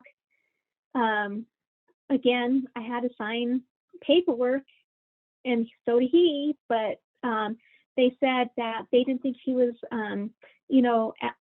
mentally, I guess, able, or what word did they use? They wanted him to, wait a little bit, just till he was stronger, I guess. So we couldn't sign that paper. But had I had, a power of attorney, then I could have probably signed it on his behalf, So haven't had time. Yeah, he got out December 30th, and we're already, today's May 7th, and I still haven't done our will or power of attorney or anything, but we've talked about it. I've already talked to my brother, my advisor, because I want him to, be able to help us get everything situated. God forbid anything happens to us in the future. But I think having your will and a power of attorney is definitely a must. But like I said, I'm, trying to wrap things up with school, almost done. And, my husband's in a really good place right now, as far as now he could walk, he can drive, and all that kind of thing. So now I'm going to try to focus and get our finances together, get the will done, the power of attorney, just all that stuff that my husband even talked about getting our, our plots ready for, I'm like, hun, but my grandparents did, and their children didn't have to like worry about any of that, so yeah, maybe we'll look into that. But after everything I've gone through, like, I don't want to talk about that part of it. Yeah, the will, I'll talk about the will, but not the burial stuff. I don't want to talk about that right now, so. Yeah, of course. Leave that for later, down the line for that. And Yeah. then, despite the time and despite the past year, what is something in your life that has brought you joy, or at the very least, some peace that you've found during this time, throughout the pandemic and throughout COVID-19? What is just something that has brought you joy and peace in your life that you can say, you know what, although all of this happened, I have this at least. What's something like that that you've had or that you've found during this time? Well, I grew up as a believer, grew up Catholic. Now I'm like non-denominational. I, you know, believe everything that's in the Bible. I have a close relationship, with the Lord. So I've always, ever since I was born, like my parents just raised me believing and having faith. So I've always had that. But sometimes, you get so wrapped up in life that you forget, like, not that he's there, because like I've always been a prayer. But I don't know, like sometimes it could become like a ritual. Okay, I said my quick prayer, I read a little scripture, I went to church on Sunday. Okay, I'm good. Sometimes that happens, but sometimes you need like a reminder that there's more to that. Like every day you have to, dig into the word, study, know that he's always there, like no matter what, and I feel like, because I've gone through other things, like I mentioned, I've gone through, like a best friend passing. I've gone through, just different things with your kids, disappointments and just life in general. And, I've gone through depression. In 2010, I went through depression, and that's when you get closer, but then life happens again, and just kind of,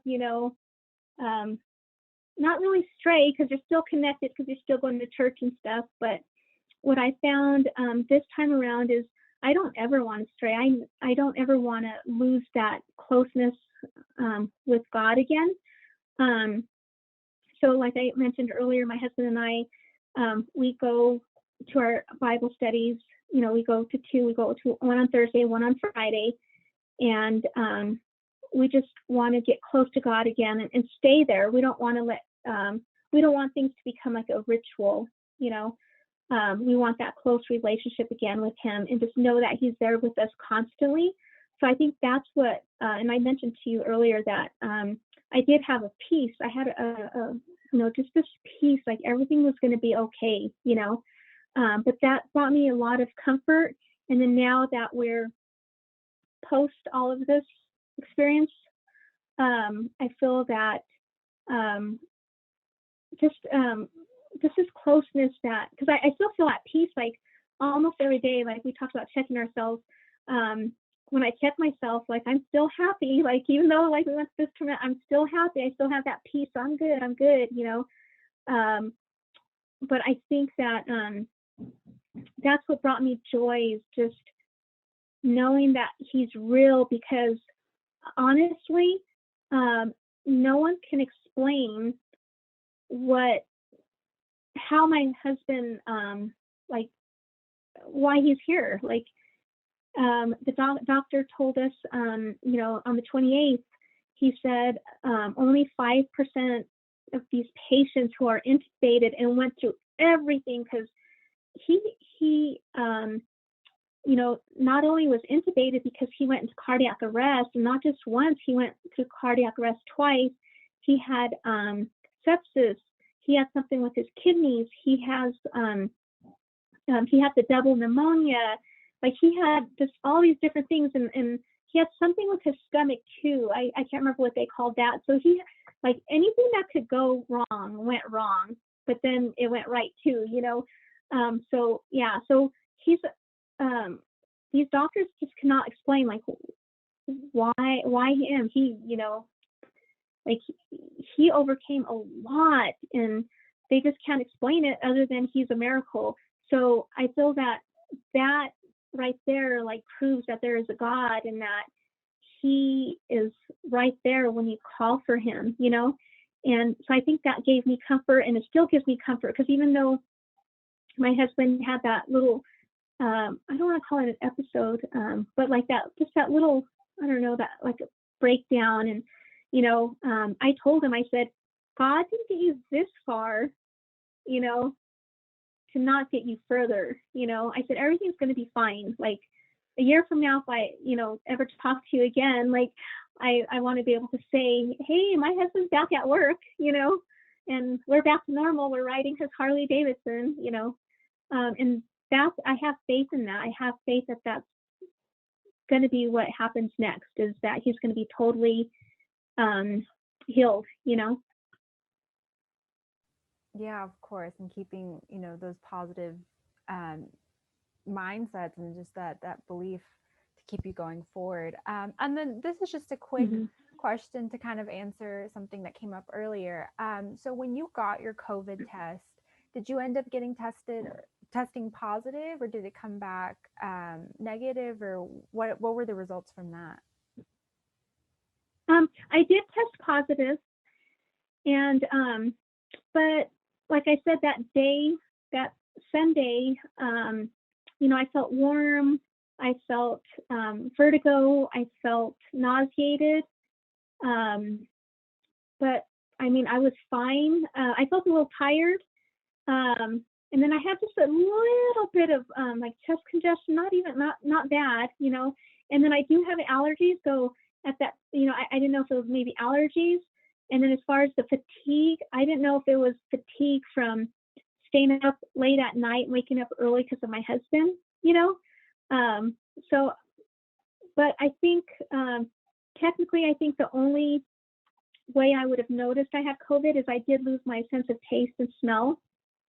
Yeah, but I did want to get tested just to know, you know. But yeah, it came back positive, and then I wanted to get retested again soon after, because did I wait 14 days? I think I waited the 14 days. I just in case, like, there was some little chance that I was going to be able to go into the hospital, I wanted to say, you know, I tested negative, I don't have COVID, you know. So I ended up getting retested, and I had one of my friends told me about a service that comes to your house. So I didn't have to go anywhere. Yeah. So they came, and I can't remember the name of it, but they came over and retested me, and, you know, it finally came back negative. Yeah. Oh, okay. I just wanted to clear that up and, you know, see what the result from that was. Well, that's actually the last question that I have for you. But is there anything that we haven't talked about, anything that I haven't asked you that you want to talk about, or that you want to let me know before we finish?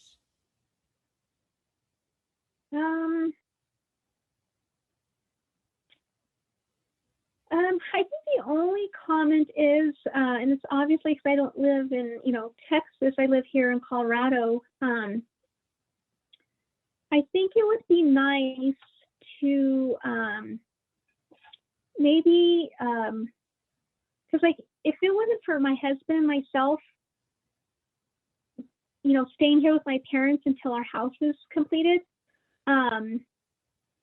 like I mentioned earlier, my parents, you know, are in their 80s. They don't know about resources. They don't, you know, it's like, it would be nice if, and there might be things out there, but if they're not going anywhere, and if they don't, like my parents, honestly, they watch the Mexican news. So they don't really watch the local news too much. They're watching like the Mexican news and the Mexican, you know, the Spanish novelas and stuff.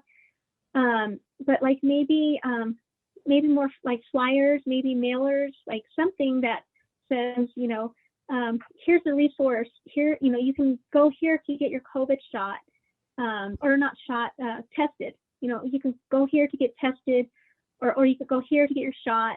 If you need help financially because, your husband or wife has COVID, you can go here. It would be nice. And then another thing too is they don't have access to the internet. They don't know how to, like, we're trying to teach my mom how to, because she watches my great niece. So now she's back in school, but there was a time when she was, doing the online school, and she's only in kindergarten. So my mom would get kicked, or Arabella would get kicked out of her little, iPad. So then my mom would be like, Dianna, come help. So I had to go upstairs and then like log her back in. And so, they don't know how to do that. So now she's learning how to, log in. She's, learning about the internet and that kind of thing. And I kind of explained to her how Facebook works and stuff. But otherwise, like, how do they know, like, Right. what's out there, if it wasn't for me or my kids, because my kids try to help them too, So I don't know, just something that like maybe, you can share with whoever. No, yeah, no, of course, But having yeah, those additional resources that people can have at their disposal to know, yeah, because exactly like you said, there are people, the elderly or Spanish speakers, who don't necessarily have the same resources or the same access to certain things, and it makes it a lot harder, especially with all the information that's coming out. And there was so much information at one time hmm that it's kind of hard to pick what was the important stuff and maybe what we needed to know at the time. So yeah, having those additional resources is something that I think a lot of hmm people have said during this time is something that they would have liked to have seen. But thank you so much, Dianna, for sharing your experience and for sharing your story with me. I know that it's incredibly difficult and that it's really hard to talk about, but I really do appreciate you being so open and so forthcoming with what you've experienced during this time. So I just want to thank you so much for that, and for taking from your time out of your day. I know that you're so busy, but from taking from your time to speak with me and to have this, to share what you've gone through and what you've had to endure this past year. So thank you so much for being open and for speaking with me today. Yeah, you're very welcome, and I appreciate you listening, because I think sometimes it helps just to let it, to share it and kind of just Right. let it out. Yeah. Yeah, yeah, of course. So let me go ahead and